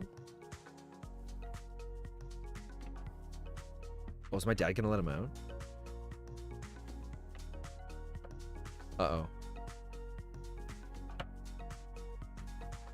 I can hear Buddy, he's like... trying to tell my mom and dad, like, come on, it's out there, I can see it, it's a cat, I want to get it. Definitely in the mornings I have a really hard time focusing, but around this time is the best time for me to do stuff. That's why you're studying right now. Oh, nice. What are you studying at this exact moment? Out of curiosity. I'm positive I won't know anything about it, but it's God, I can't remember the last time I had to study for things. And I love it. I lucked out so much going and doing, so I did, when I went for turfgrass management, it was inquiry-based learning, which meant most of the classes were, you know, we sit down, have a discussion about a topic, and then kind of come to some sort of conclusion, and we work together over the stuff, and then we carry on. I think we had, in my first year, we had some really dinky classes. We had these tests on different types of grass once a week for 7 or 8 weeks, and that was it. And then in the second year, I think we had one quiz, and it was for a class that was technically a part of another department. Or not another department, another type of thing. And then everything before that, I was in art school for 3D game animation, so it was all projects.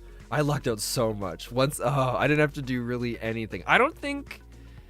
Yeah, because once I started doing classes online to finish up my stuff in in a different school type of thing, like to finish up my turfgrass stuff, it was all module based. So again, there were very, very few quizzes. It was so great.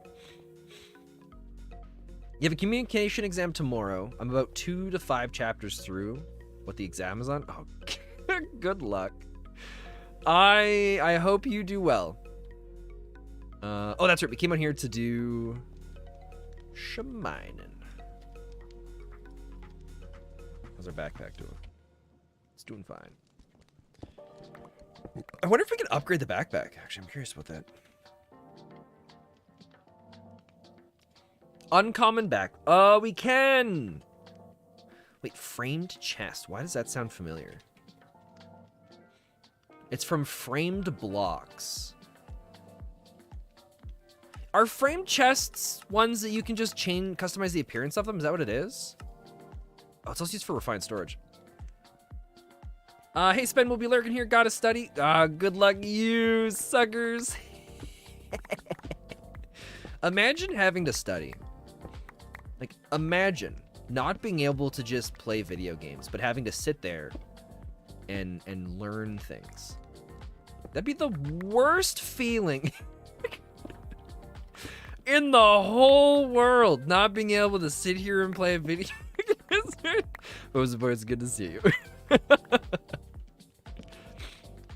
Didn't expect to be dunked on this morning. Oh, that's right, it's morning for you. My bad. I thought it felt like the evening. Because most of my day has already gone by.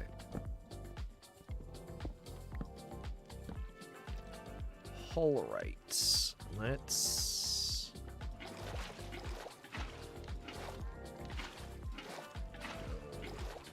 here. Exam is on the day Pokemon Scarlet releases too. Ooh, that's exciting. Are you gonna stream that? I still, it's still been forever since I've gotten into Pokemon games. I think we're gonna just put the next one here.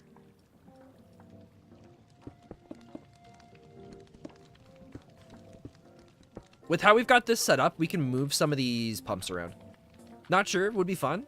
Because I think the last Pokemon game I saw you doing was that joint one. I forget what you guys called it. And it was like Pokemon were linked together. I don't know, I'd never seen anything like it before. It seemed kind of neat. But at the same time, might be just fun to play on your own. It's the Soul, yeah, that's Soul Link Challenge. That's right, that's right. Oh, that's filling up with water now. Okay, so we're gonna remove this. We're gonna go and make 2 more of these.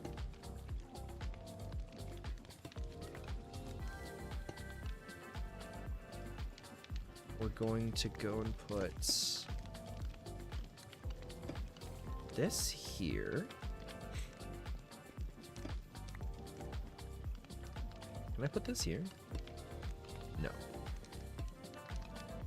The extent of Pokemon challenges that you've done is a Nuzlocke run of Pokemon Pearl.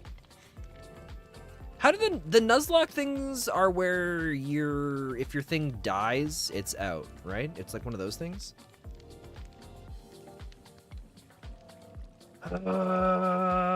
Shoot, we got to change these pipes around a little bit. Nuzlocks are so fun. So fun to watch too, because that's like a hardcore kind of thing, isn't it? Where it's like, I think that the Nuzlocks are the first area you go to, or the first Pokemon you catch in a new area. That's the one you have to get. If you don't catch it, you don't get it. Oh god, I don't remember how a lot of that stuff works. Shoot, can I get that with the wrench? I need it to go up 1. Oh, thank you. And then this one, we need to go like this. In fact, here, we'll just do it all the way. Because this one, we're going to connect...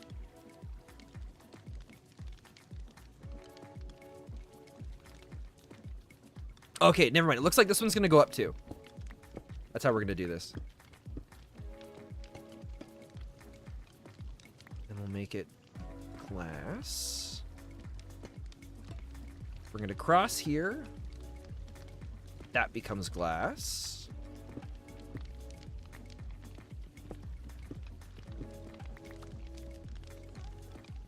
And then boom, boom.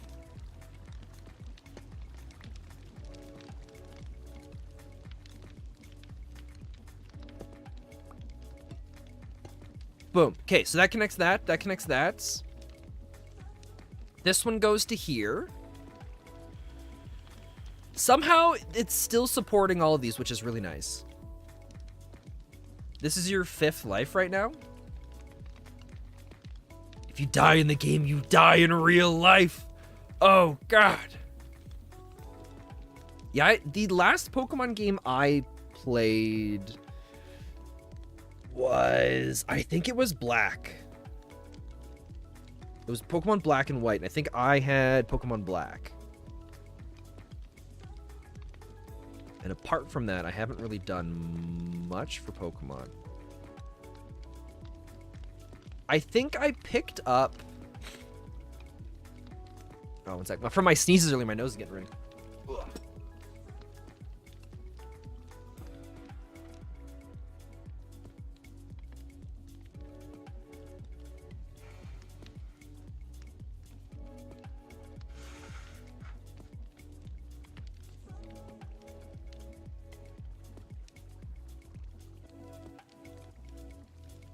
Forgot to mute my mic. Hopefully, I went far enough away. You're playing through Black 2 right now? It did not deserve the hate. Gen 5 is so good. I mean, I enjoyed it. I think I was just tired of Pokemon games at the time. We're gonna do this.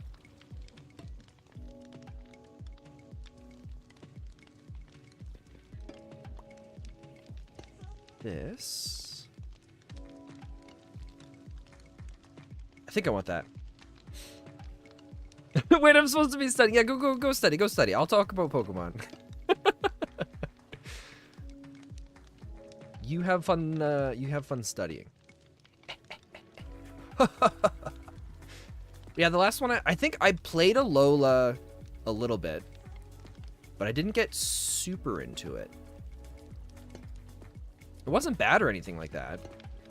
Again, it was just kind of me tired of Pokemon games. I think we're gonna have to go up into here.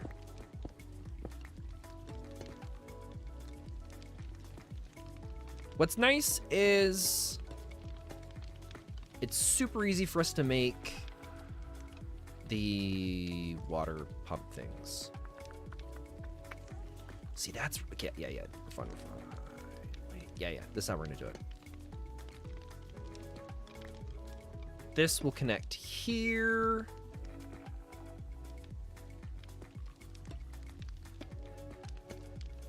And we'll connect like this. Now, hopefully, adding in 2 or 3 water wheels will be all that's needed. Because I think Alola changed things up, didn't it? Where Alola had... It wasn't gyms anymore. They had a different term for it. Which I thought was kind of cool. I think I beat the first or second person. No, maybe it was just the first person. But like the way you explored the worlds were kind of cool. Oh wait, I played the one on the Switch. I made it pretty far in that one too. I think I was at level 40 or 50. That's right, I forgot about that. That one was really cool. I didn't play Arceus. I think that was that one. Oh wait, I played Sword and Shield too. I also did Sword and Shield. I think Sword and Shield I got to the point... Wait, no, Sword and Shield was the one where it was 3D on the Switch. I got to the point where I met the legendary Pokemon. I don't like catching legendaries. I don't know what it is about it.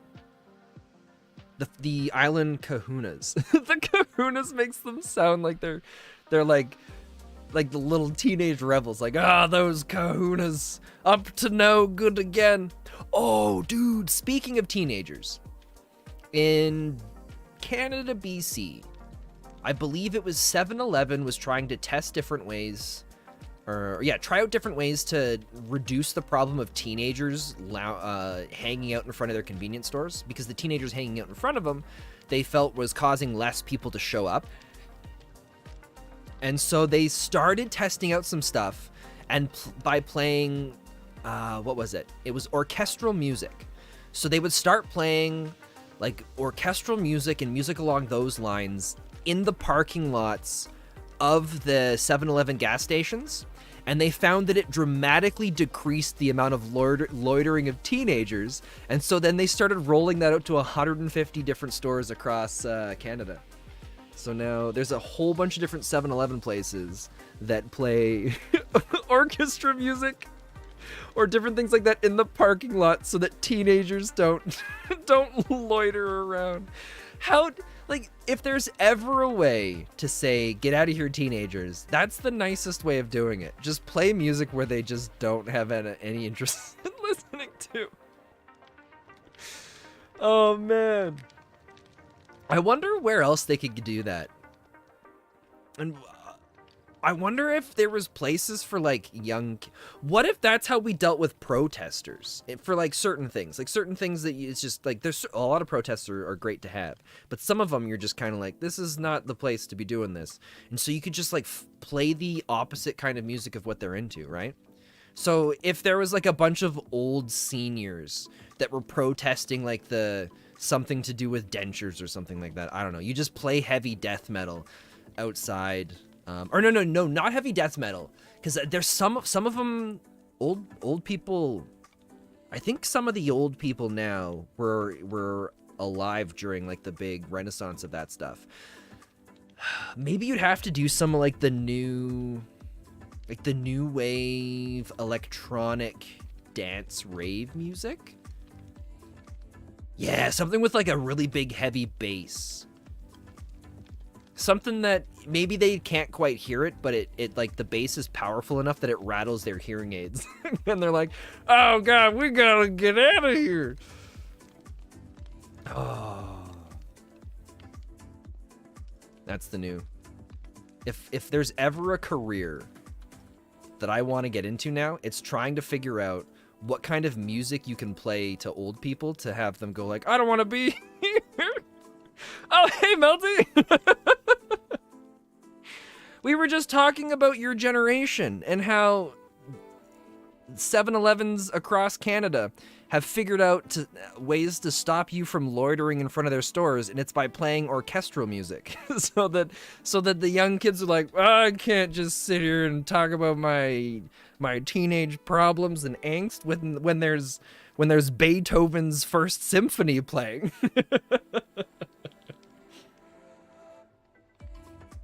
Oh man. You like orchestra? Crap. Well, but I mean, that's fine though, Melty, because you're offended. I feel like... Oh god, actually... No offense to you, Melty. I think opening with no offense to you is not the way to start this, but... Maybe this isn't going to work out, because if there was ever anyone loitering in front of my gas station... Melty, you're not the kind of person I'd want loitering in front of it, because your high energy would scare away all my customers. You think that teens that like orchestra music aren't the loitering type? Yeah, I guess I don't really see Melty as the kind of person that would loiter around a gas station. That's true. Melty's not the kind of person that would get up to any good. So we're fine. All right. Although maybe there'll be like a new kind of loitering. You'll get like a bunch of teenagers with like different oh my god. Imagine if it backfired, right? A couple 7-Eleven stores in BC started it, right? So let's rewind the tapes and imagine what would have happened if they started it and it worked there, right? Teenagers were like, "Oh god, orchestra music, we got to get out of here." And then they were like, "This is brilliant. Teenagers across the globe, we now know how to get rid of them from our stores so they don't loiter here." So the rest of the stores go like, yeah, all right, we're in on this too. We also want to remove our teenagers. So they play it all. But then band students start to clue in and they're like, oh, wait, this is the perfect place for us to play our own music. So then, band orchestras start loitering around your gas station. And then I think at that point, I wouldn't go... If a high school orchestra band started loitering around with all their instruments and like playing music along with it, or just playing the music themselves, I don't think I would ever go to those gas stations. All right, we got a problem here. Oh yeah, we gotta add more water. I guess we could do the water wheels this way. As someone who's been playing the violin since the age of 4, orchestral music makes me want to go somewhere more. but I'm not loitering because I'd rather be. All right, we're fine then. We're good. We're golden. You might go check it out and get a Slurpee though. I don't think it's anywhere in the States. I think it's just, from what I read, it was 7-Elevens in Canada. It started in BC and then it moved into other parts of Canada as well. And it's a new thing.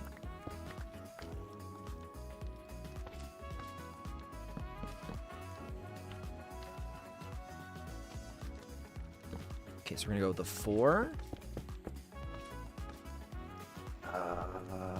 You know what? I think I've got to spin these the same way. Otherwise, things are gonna get complicated.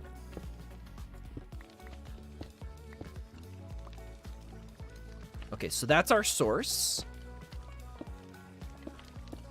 So that means we're safe to break right here.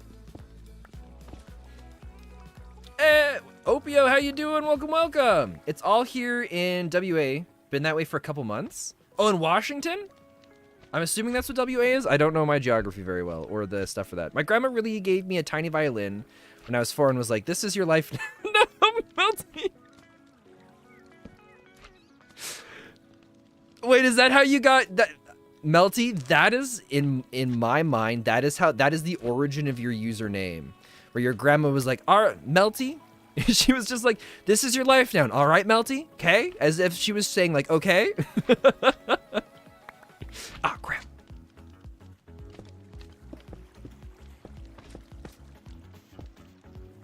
All right, we're going to go 1, 2, 3, 4. 2, 3, 4. Wait, this one we break. And we need water.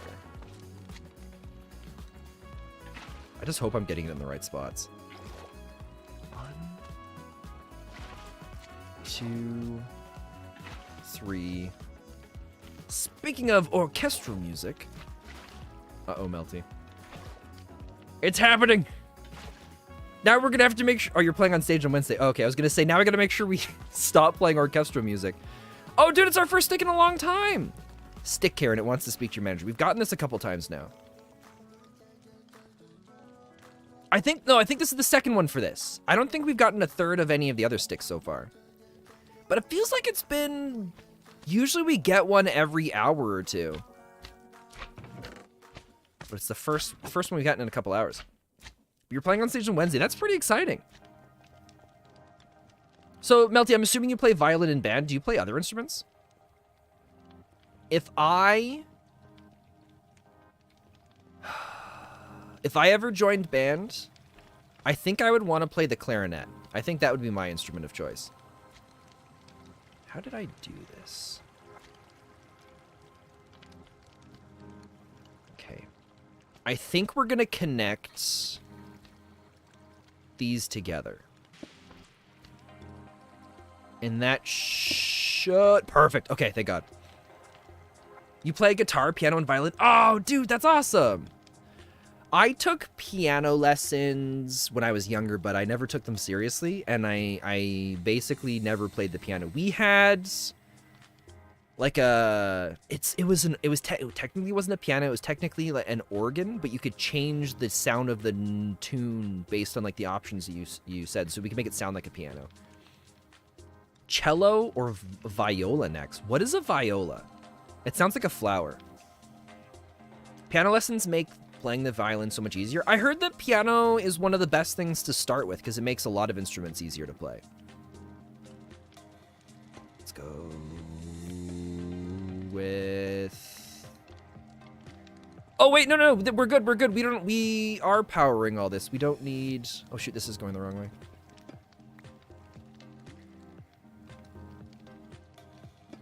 It's like that? No, it's got to go down. So this... We'll start getting these. And then the way this is set up, we might be okay. Hey, there we go. Everything's powered again. For now. Kind of. All right, let's get back up to where we were and see if we've... Oh, I forgot about the fire. We should be okay. I don't think it'll kill us. So now... Wait. Oh, crap.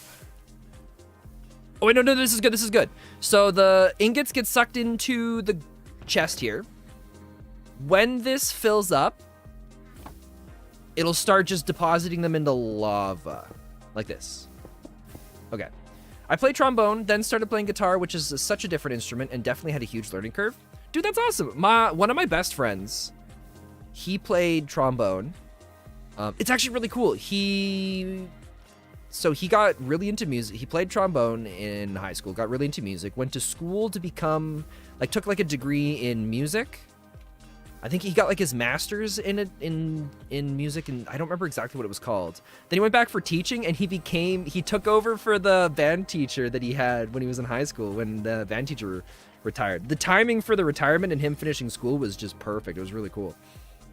And then I think my sister played trombone, my mom and my grandpa, and I think her brother and sister played the French horn.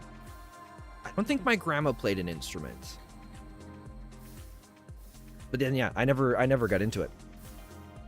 Which, in some ways, I'm kind of glad, because my favorite class was Comtech in high school. And because it's a small high school, so classes were a little bit more limited with certain elements of... Oh, is this all backed up again? So it blows all... Oh, it's because we've got this. Whoops.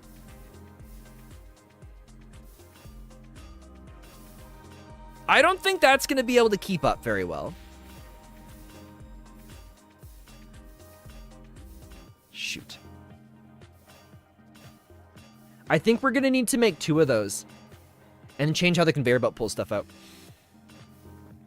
If you could replace your communication professor, you would. There's a reason violas only have 2 people in their section. You have an everlasting rivalry with the viola section. That's awesome. Okay.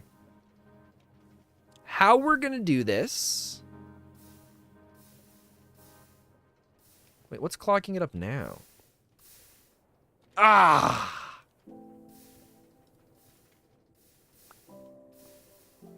Now are you fine?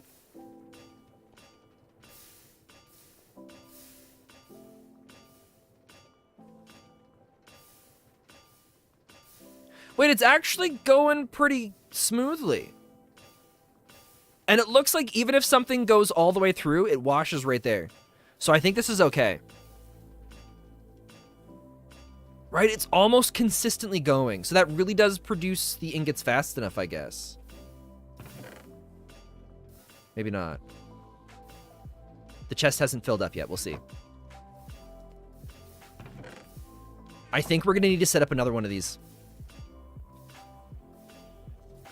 Look, I'm a viola. I don't have an E string. I'm so quirky. It's so weird how occasionally your voice sounds like it's coming from behind me and to the left. It's possible because of the settings I have on the microphone. Because I am not an audio expert. And so sometimes when I get loud, or when my voice does like that higher pitched part of the laugh and then I start talking, it takes a while for some of the filters in the settings to go and shift back over to be like, oh, wait, we're doing things we probably shouldn't be. There's moments that you'll catch that in my YouTube videos too. Okay, so this is backed up again. It's not often or a problem, it's just funny. Okay, cool. If it was a more common thing, then I will do my best to make it not a common thing. You have to wake up tomorrow. Well, unfortunately, Melty, I think we all have to wake up tomorrow. That's generally how waking up works. In case you weren't quite sure.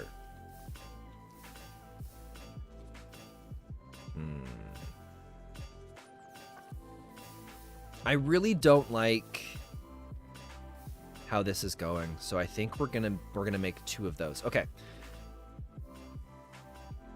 Oh, but the way that it's spitting out ingots, we wouldn't be able to fit another one on anyways. It would backlog.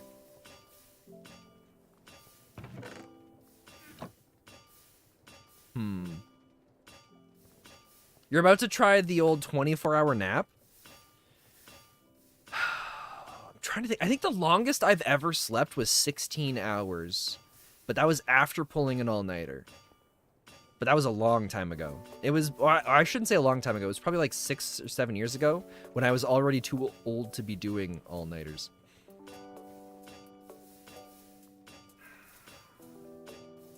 I don't like this, how it's set up right now.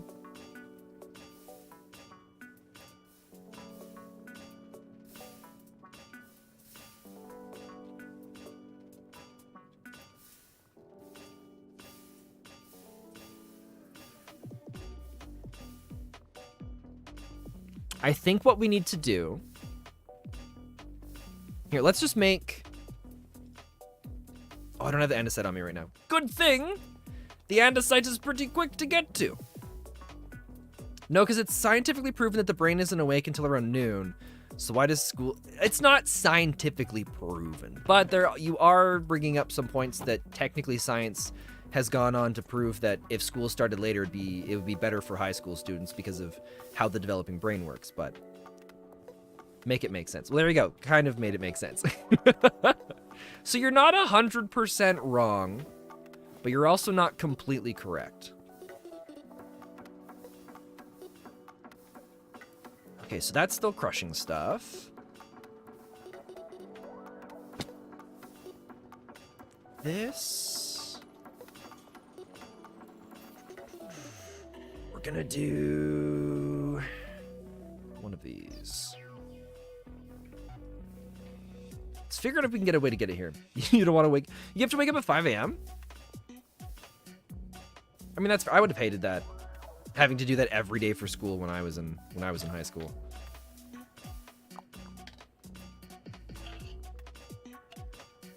For me, well, I guess I had to do that on weekends because of the golf course I worked at. So, oh wait, I figured this out.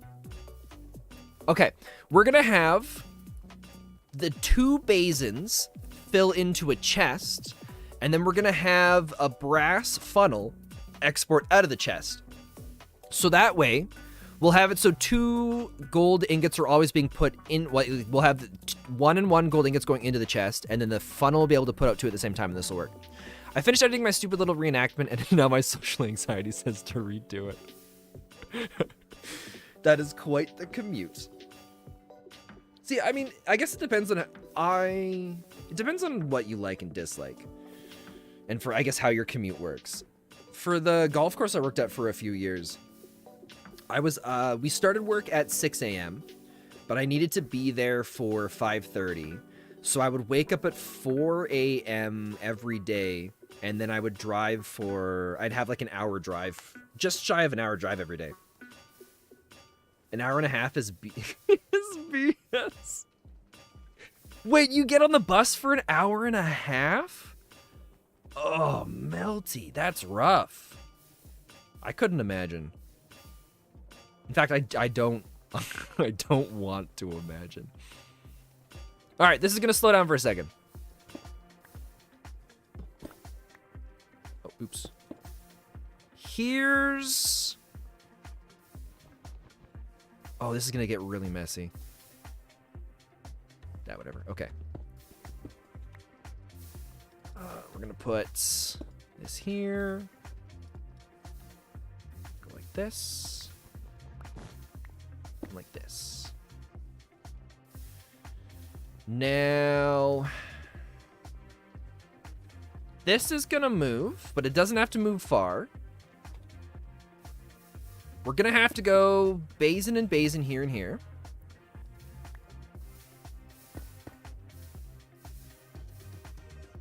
Cobblestone will go here. But we're gonna need to do input and input. I don't know if it's gonna be quick enough, but we'll see. And then the lady goes, "Stop bringing your blanket and stuffed sheep on the bus. Miss Girl, if I'm being here for an hour and a half, I'm taking a nap." Oh, man. So now...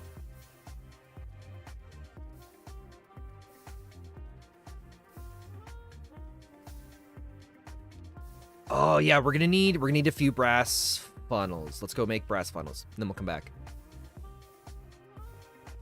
Oh shoot, we're gonna have to craft a few things I don't want to craft. Not to mention she doesn't turn the heat on. What?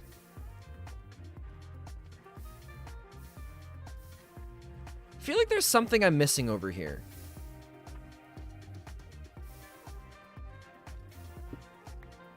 I don't know what.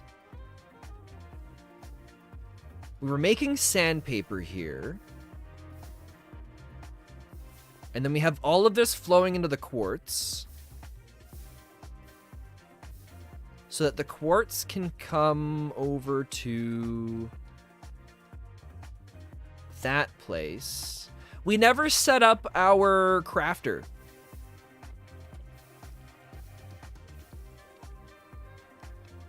All right, we'll pick up some redstone and some quartz on the way.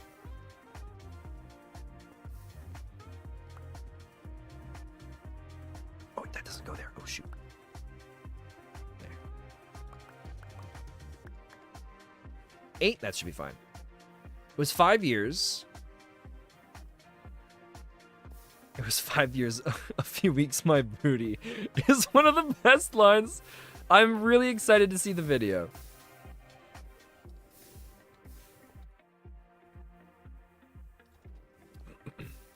Oh god. If you guys haven't been doing it already, I highly recommend checking out Offline TV. I've been getting back into a lot of the videos they make. And right now, my absolute favorite video on all of YouTube is their Valentine's Day video when Michael Reeves and John, I don't remember John's last name, they have to make Valentine's Day dinner for their girlfriends. And the two, I think Michael and John content is my absolute top tier favorite of all time.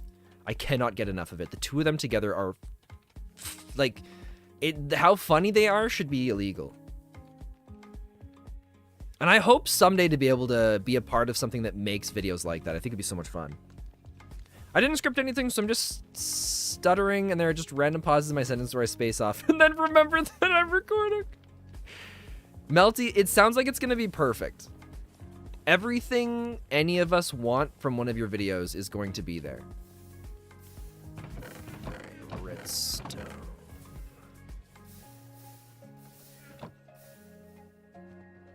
God, the things that Offline TV does with their content, it's just inspirational. And I had no idea how long they'd been, I didn't realize how long they'd been making content like this. NeverBound Season 5 is told by Melty. I also forgot about their camping video. I can't decide. Their camping video was also really good. I think Broden's the name of the guy that does a lot of the planning for their videos. He is just a ridiculous tier ahead of what anybody should be capable of with the ideas he comes up with. Here, we'll just leave the redstone in here. I didn't realize we only needed 1 stack for 8 of them. Oh, we should just go get one of the diamond sandpapers, and we can just leave that here, and then we never have to make more sandpaper, because the sandpapers here each have a use of like 10, but the diamond sandpaper has a use of like 1,000 or something like that.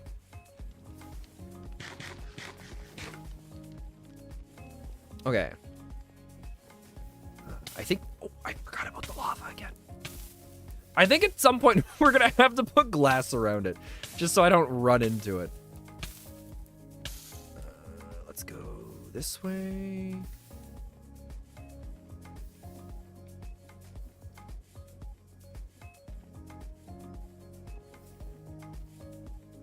Is it in here?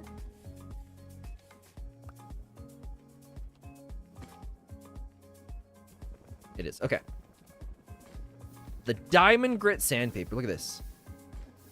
Wait, it just has a really high EMC value. I don't actually... Maybe it doesn't have as many uses as I thought it did.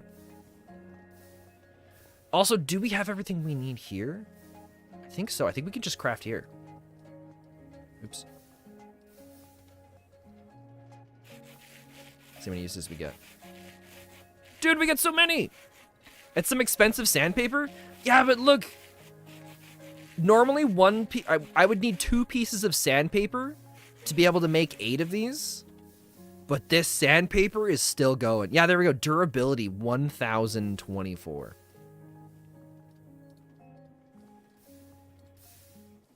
Yes. Yes. Okay. Oh, we have to go back anyways because we need the brass. Okay. I'm doing for potatoes. We're still okay. I still want to make the Gosian's potato dispensary kind of thing. You portrayed Casper perfectly. Nice. Did you guys see that 2 teachers in Arizona lost their jobs because their students discovered the two, like it was a couple, right? So it was a husband and wife teacher combo in the same school, and their students discovered their OnlyFans accounts. Like, where? I don't understand how they thought making an OnlyFans as teachers was a good idea. Like, where do you come up with those ideas? Like, that's insane. That is funny. I think it's horrifying. If I found out, like, if OnlyFans was a thing when I was a student and I found out any of my teachers were on OnlyFans, I would have lost complete respect for them. I would have been like, no, you are not teaching me. Like, I can't do this. And yeah, they were fired immediately. They were canned from their job, which makes sense. My God.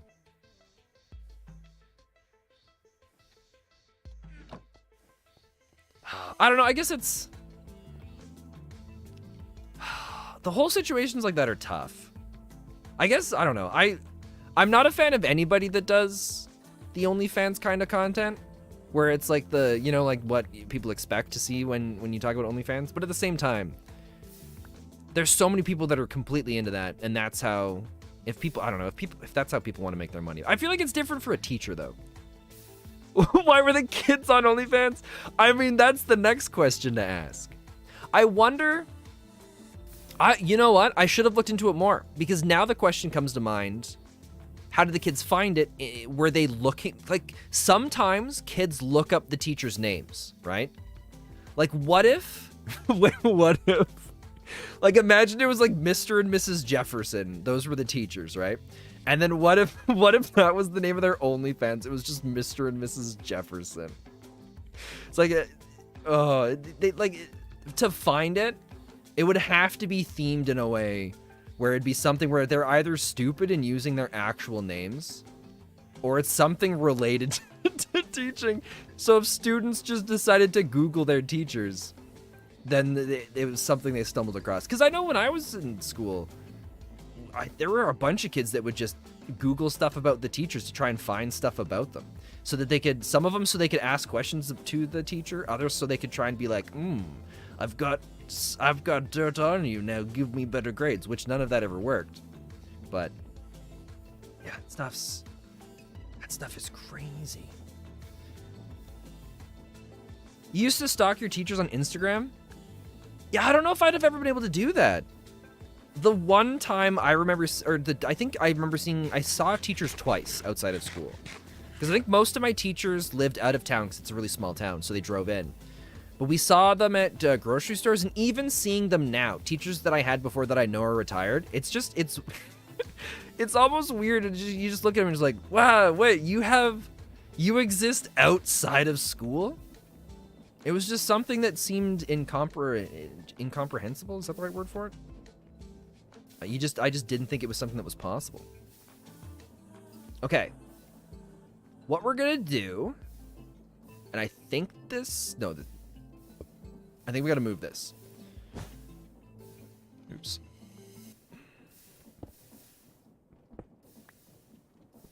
So we don't...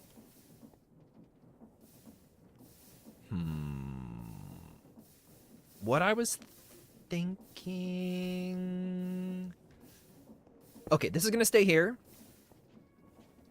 We're gonna go like this and this. This will come down, and then we'll put this back in. Okay. So we go boom, boom, boom. So that connects everything, gets all that working how it should. We'll just have to go here.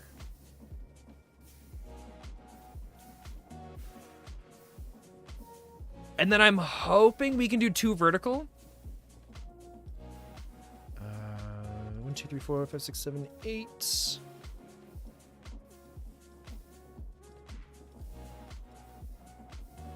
I don't have any more. Okay, we gotta go back. Some of my classmates in high school found our physics teacher's Instagram, and he was following some interesting accounts. That man is a doctor and a father. The urge to re-record the first few sections of your video. Well, Melty, just sometimes when I get really stressed out about that stuff and I can't decide what it is that I want to do, I usually just don't worry about it. And I just think to myself, hey, there's things I don't like about my video, but I could either redo it now or I could start putting effort into the next video and I could just worry about it then. Because there's a lot of things I'm sure you're going to see from your video where you're going to be like, oh, I hate this, this sucks. And then give it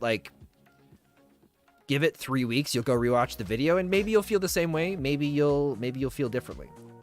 But I've found that most of the time when I go back,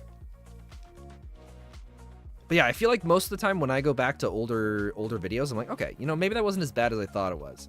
It's just you spend so much time editing it and re-looking at it that then yeah, it gets to a point where it's just better for you to go and start the next video than it is to sit and worry about the current one.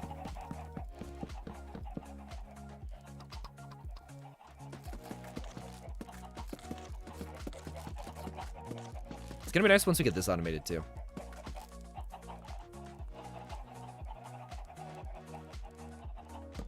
That's true. My own voice is digging into my brain from editing. Like, every single video that I put out for Project Aussie, as well as Sustaining Gears, by the time I've uploaded it, I'm just like, I hate this video. I'm like, this video is terrible, it's trash, and it's the worst video I've ever made. And then I'll go back later and I'll be like, that's okay, that's not bad. So, to help myself with this, what my plan is when in like however many months it is from now that Sustaining Gears ends, I'm going to go back and rewatch. I'm going to do a live stream where we go back and rewatch all the Project Aussie videos and then give kind of like some like behind the scenes little things of just like, oh yeah, this is something I was trying to do in this video, but I didn't get to, or it's like, this is what I was trying to do here and we get to do that, and then just kind of go back and rewatch the videos. And by then it'll have been so long past the videos that I'll be able to hopefully be like, oh man, I really actually like what I did here. And then yeah, like every time we finish a season, I want to go and do a live stream where we go back and rewatch a bunch of the videos from like 2 seasons before.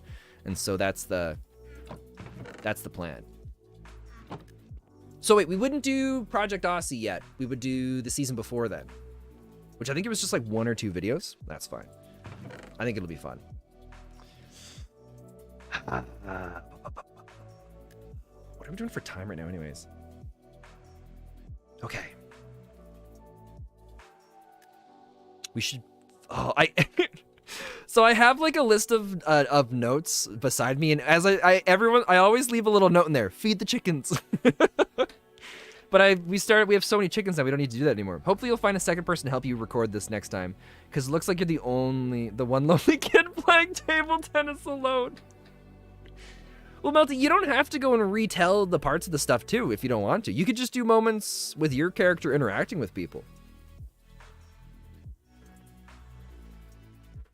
Because one of the really cool things that I find with how things are going with the NeverBound SMP right now is everybody has all these different stories going on, and there's things that I do between certain characters that I have in my video, but then when I go and watch somebody else's video, I can see all these different interactions that I wouldn't normally see.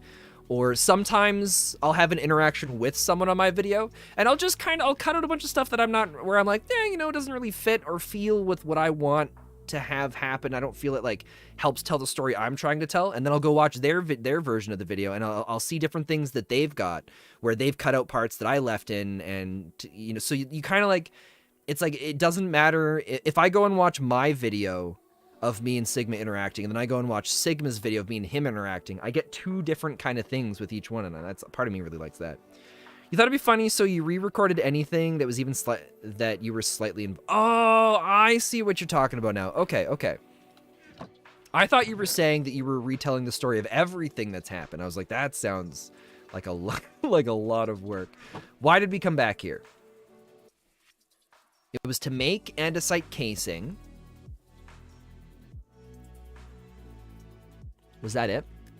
I think that was it. I think we just came back for andesite casing.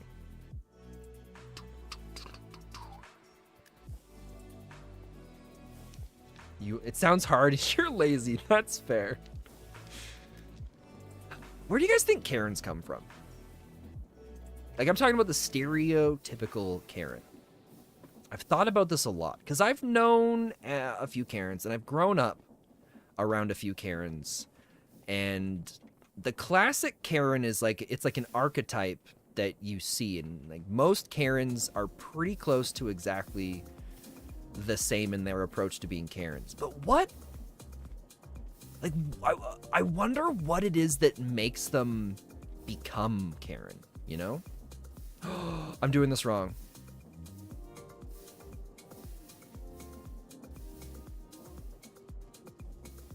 I'm doing this wrong. One of my favorite parts is me playing Emily and going in a squeaky voice. Oh, come on, a person I've never met in my entire life. Is it their mothers? I don't know. I've always thought maybe it's like some sort of like deep-rooted fear or belief that the world is against you. That's the only thing that makes sense in my head.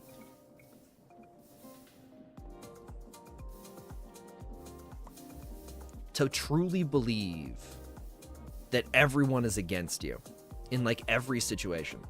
Maybe there was one mega Karen that every Karen is descended from. Oh, it's like the mother Karen. It's yeah, there's no, that maybe that's why everybody makes comments about them returning to the mothership. The god of Karens. Oh god, someone's got to make a God of War styled game, but have it as like the origin of Karens. That would be incredible. That's what I want to see. What would we call it? I would love to call it God of Karen, but it doesn't flow. It doesn't fit. So there's got to be something. There's got to be something that fits really well for that. Because I feel like it's gonna have to be. It would have to be like an action adventure game, and the person's got to start out really nice and really friendly, and they've got to have like enough things happen to them so that by so yeah, there's a bunch of things that happen to the character that you're just kind of like, wow, this is incredibly unfair, to the point where the character just starts to see everything as terrible, and so then you start empathizing with the character in the beginning, but by the end you're just like, oh, whoa, okay, this character's become crazy. That's how I see it having to go. So we're gonna do.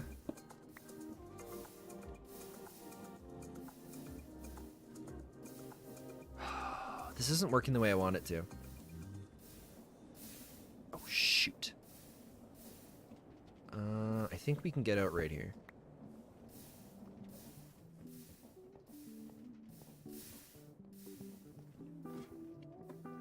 Because it would just be so sweet if we could find a way to mix it all in with, like... Can I put that there? I can put that there. So it's like mythology. Like some really good mythology-like kind of story. Or mythological story. That just ties everything in together. I think that would be amazing. Okay. I think we're going to go back to trying out a different plan.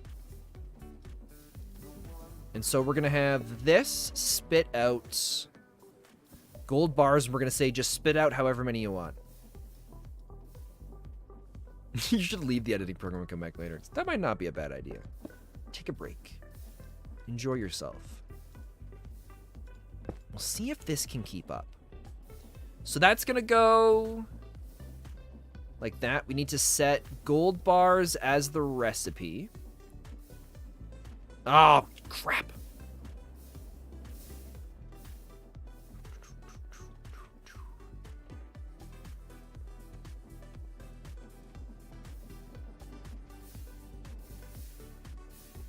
Boom. So gold bar is the recipe. It's going to pull the nuggets in. So then, what do I have this here for? I think this is got to move, right? I think I'm going to shift how this was going anyways, because it doesn't help with being able to move about in this area. So this can all connect together the same way it was then. Oh, shoot. This. So belt goes here. Oh. Oh, that's right. This was the vertical gearbox. Done. Okay. That's all going the way it needs to be. If we put another gearbox on top of there, I wonder if we can get it to flip around the way that I want it to. I don't think it's going to work. I think we've tried this a couple times and it's never worked out this way.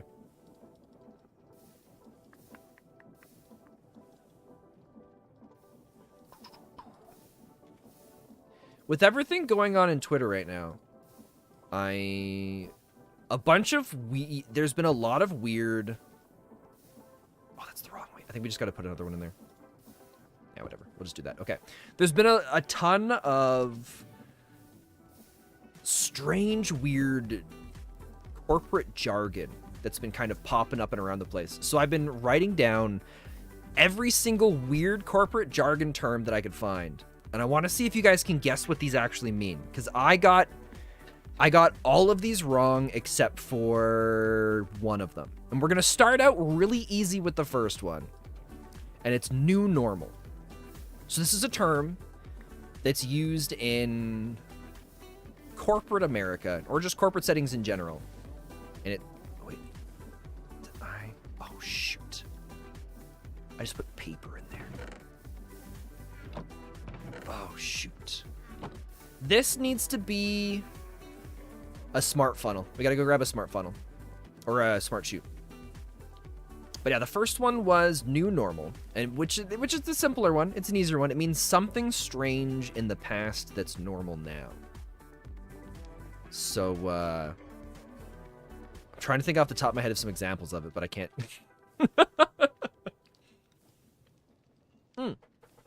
A new normal.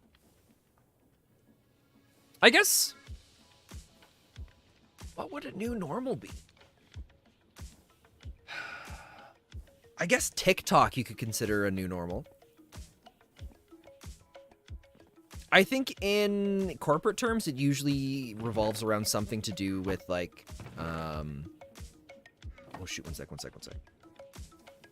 Press shoot. Is that not what it's called? It's just called a smart chute then? It's a chute, electron... Oh, we don't have any electron tubes. We used them all. I don't want to make more of those right now. We're going to say screw it for the time being. Okay. Yeah, so I guess TikTok would be a good example of that. Another one is called Open the Kimono, which that's a weird one. I didn't realize it until after, but it's probably not a great one. But yeah, one of the terms typically used in, not typically. It's more of, it's like a lesser used one, but yeah. Open the Kimono is one of them. Which, this one I was close. I wasn't able to guess it perfectly. It's kind of what you'd expect. And once you hear it, once you hear the reason why, you're kind of like, all right, that makes sense. But open the kimono is used when, let's say, a group within a company is trying, or let's just say a company is trying to pitch an idea to another company so that the other company can buy it. Or maybe there's like an acquisition that's about to happen. So let's say like company A is about to buy company B.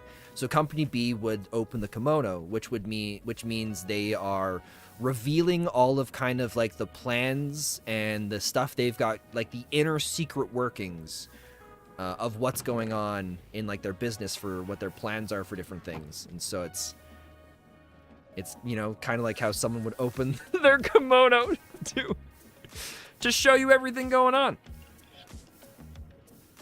You never understand Create, but it's cool. And you like to watch Create is really cool. I really do dig it.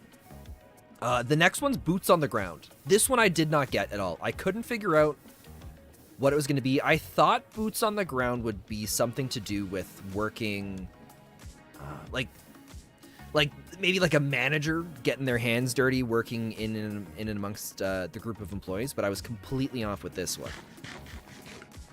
Boots on the Ground is something more to do with where you send like a group from the company like out onto a job site that they don't normally go to, so that they can go and like see what's going on firsthand. So like, for example, if someone operated a warehouse, they would send some of the office staff to go down to the warehouse to see how things are going and see what needs to be maybe like done or changed. And so they would be considered boots on the ground, which I thought that one was kind of cool. That one's not too bad.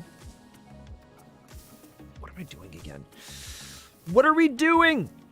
Why did we come out here?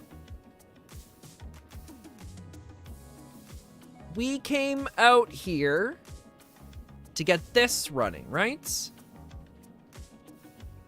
And then I accidentally got this full. Here, let's just empty this, because I know I accidentally got this full of a bunch of stuff that doesn't need to be in there. So boom, throw those on the ground. Don't need them. That's good. Now we're going to grab the... Oh, wait, we only have the one press. We can make another one. That's definitely sourced from the army. I had no idea that it was used in the corporate world. Oh, is that an army kind of thing? It's not like a super popular corporate one.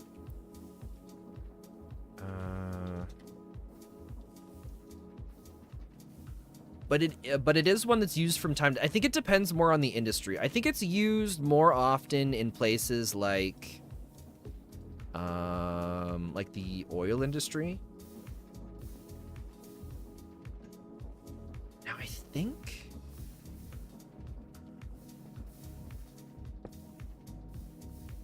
Nope, gotta turn it the other way.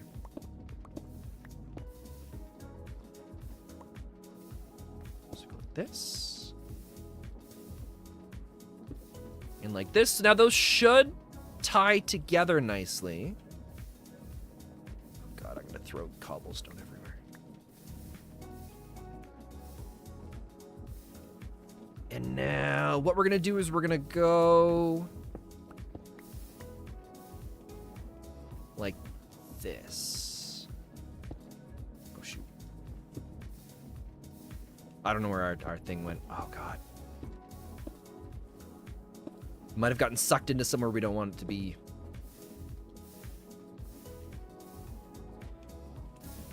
And now we gotta get this spinning. Oh, we just put... right there.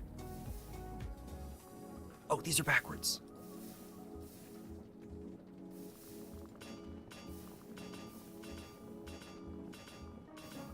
Oh, it's not work. It's not gonna work at all.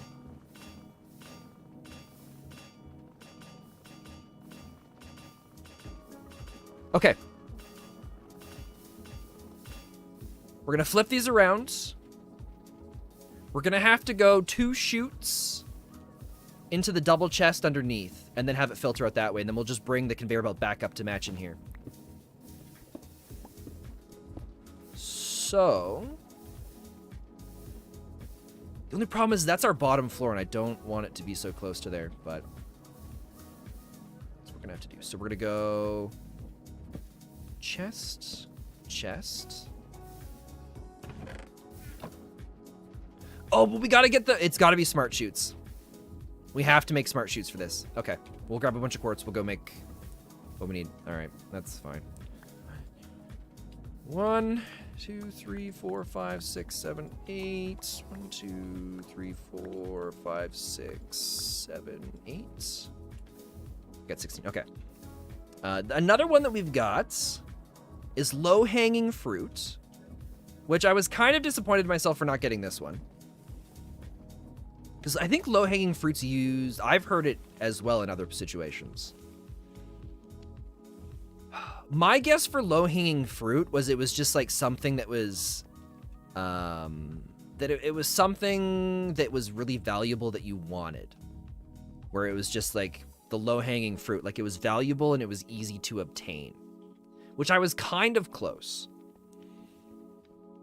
Because my thought behind it was, you know, if you've, like, a low-hanging fruit is the first thing that gets picked. And so you're just kind of like, yeah, that's the, you know, it's the first thing that's picked, so that's what we want. But it's not quite that. The low-hanging fruit is where a company will go in and say, all right, guys, let's work on some low-hanging fruits for the next little bit. And when they say that, they mean we're looking to complete some goals, but we're only going to do the really easy ones right now. We want something nice and simple, easy to obtain. Let's make it easy for a little while. There we go, 1616. Which I wasn't terribly off, but I wasn't quite there either. This one I didn't get at all. Move the needle. Move the needle is another term that's used. I think this one, out of all of them, I think move the needle was the second most used out of everything on this list. I thought move the needle meant, like, maybe something being delicate. And so, like, because, like, on a sewing machine, you don't just move the needle. Like, if you're gonna adjust the needle around, you gotta be careful with it, because depending on how it goes, it's gonna change things. You reckon it means some sort of, like, to make some sort of impact, like on a seismograph? You're close. You're close, but you're going about it the wrong direction with the seismograph. But it's you almost got there to the right area. But it's having enough effect that people notice a change. Which I feel like it's a little bit of a stretch. Oh, you know what? Maybe no, Archie. Maybe you're right. I was looking at it from the wrong direction, like a seismograph, or maybe like you move the needle on like a record player, and so it's like a noticeable change. Yeah, no, the way you did it. No, you're right. You're perfect. Perfectly what you're talking about. You got that right. No, you nailed that one. Then the last one was bleeding edge. I didn't get this one at all. I thought bleeding edge was like something where you're like, all right, we gotta patch this up because things are not going well, right? Like if you had a ship and it was sinking, you'd be like, look guys, this is our bleeding edge right now. It's going down, and if we don't do something about it, I don't know what's gonna happen. You know that one for sure, it's right above cutting edge. Close. You're close. It's possible that depending on who you talk to, it might be used that way. But it's not quite, at least from when I looked up, it's not quite where it is. But you're close. If you want, I'll give you another guess, because you're almost there. Smart shoot. I gotta make a few of these. So it's this. We're gonna take the golds. Wait, what? Oh, it's a brass sheet. It's a brass sheet. Okay. What? We're gonna make 4 of these. You got nothing. That's fair. That's fair. It's bleeding edge is something that's new. It's typically something that's new. It's like a new experimental, usually untested product or service. So it's like for example, when TikTok first launched, it was considered bleeding edge because there was nothing else really like it that you were able to put any test behind and see kind of how it was going or what it was going to do. You could say a lot of the changes that Elon's making right now would be considered bleeding edge, where it's new, it's untested, it's not something that's been been done before. At least on Twitter.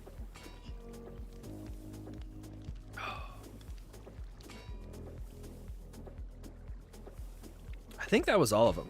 Yeah, it's all the ones I've been able to find so far from everything that's been going on with the fancy terms. Which at first I thought all the effort to make terms like that felt like kind of a waste. But in the grand scheme of things, I kind of get it. Because there's a lot of things that would, a lot of the sayings that these are used for, typically people would say in a lot more words. Like if you didn't have the thing for like bleeding edge, it would be, there's so many different ways you could explain something that it would be just so many more words and things to explain it. Okay, there we go. But by just saying bleeding edge, once you know what it means, it just kind of flows and it's there. All right, this has got to go. This has got to go. We're gonna go here and here. Only pull out the gold ingots.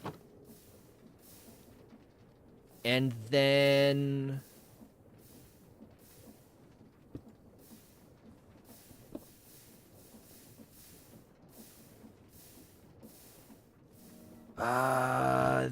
oh shoot, I used the wrong thing for that. Okay, I don't think we destroyed much. We're gonna put that back in the inventory. Oh god, dude. There's another thing I saw I saw today. So I think it's Arizona right now. What's that? Osmium ingot. Has a lot of problems with its elk.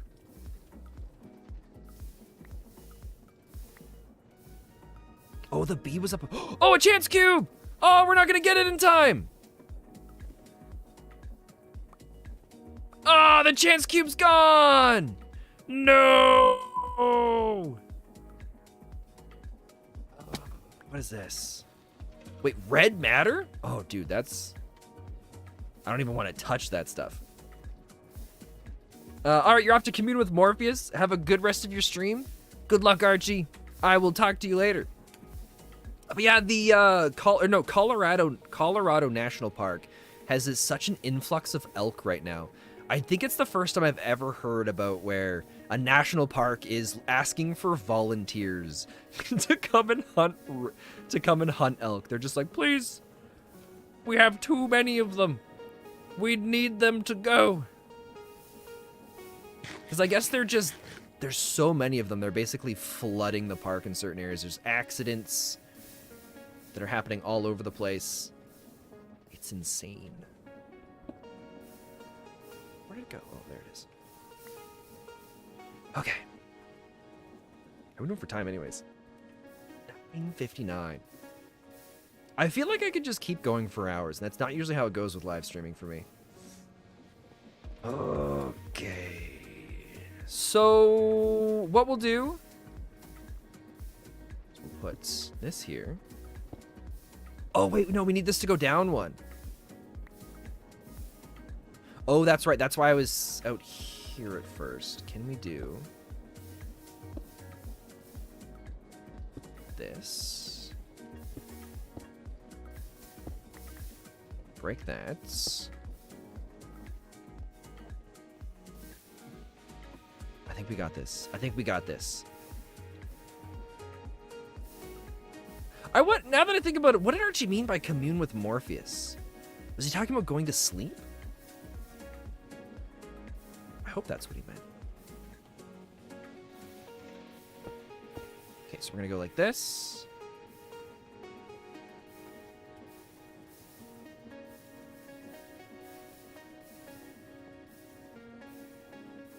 Oh, we just go right here. Boom. And then we need a second one here. So that connects all those. This is spinning backwards, so we got to connect here and here. And we should be able to connect like this. And then we just do outputs. And then we have the smart chute now, so we can go and fix this. So this doesn't become a problem if stuff ever falls onto... Oh, we're gonna grind, I don't want to burn. So we don't have to worry about things connecting in an improper way. So we go like this. Like this. We say only pull in gold. So now if other stuff lands on it, or if something breaks or something happens, everything will be sucked off the way it's supposed to be. I go like this. Oh, dude. We'll connect this here. Oh, no, never mind. I'm looking at things wrong. Okay.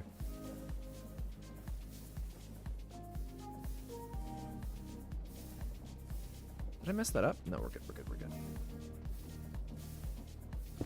Boom. And then we connect like this. And then we just gotta do one more here.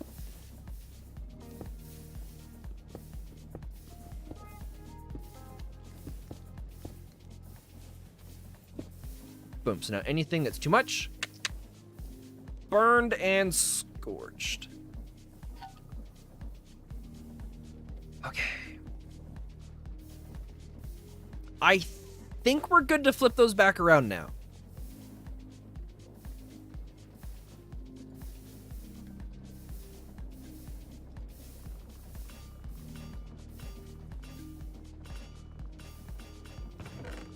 Yeah, because the chest just outputs the two of them. Okay. And I'm hoping the two of them can keep up. It's not going to be perfect, but it's going quicker. Can we fit a third one in there? We could. Kind of. No, we'll just leave it as the two. That's okay. That's going to make us extra quartz. Because once this backs up with quartz, or once everything else backs up with quartz, we're fine. We're fine. Okay, so quartz is good to go. We're now going to be able to start working on the final parts here. And I've been streaming for a couple hours here. It's 10 o'clock. So I'm going to wrap up stream here. I hope you guys have a fantastic rest of your evening. For those that are still studying, good luck, suckers. And I will talk to you later. I'll be back tomorrow. Yes, I will be back tomorrow at 7 a.m. or 7 p.m. Mountain Time. So I almost forgot to put the stream up today before stream, but I managed to get it at the last moment. So yeah, I will see you guys later. Have yourselves a good one, and peace out. Goodbye, everybody.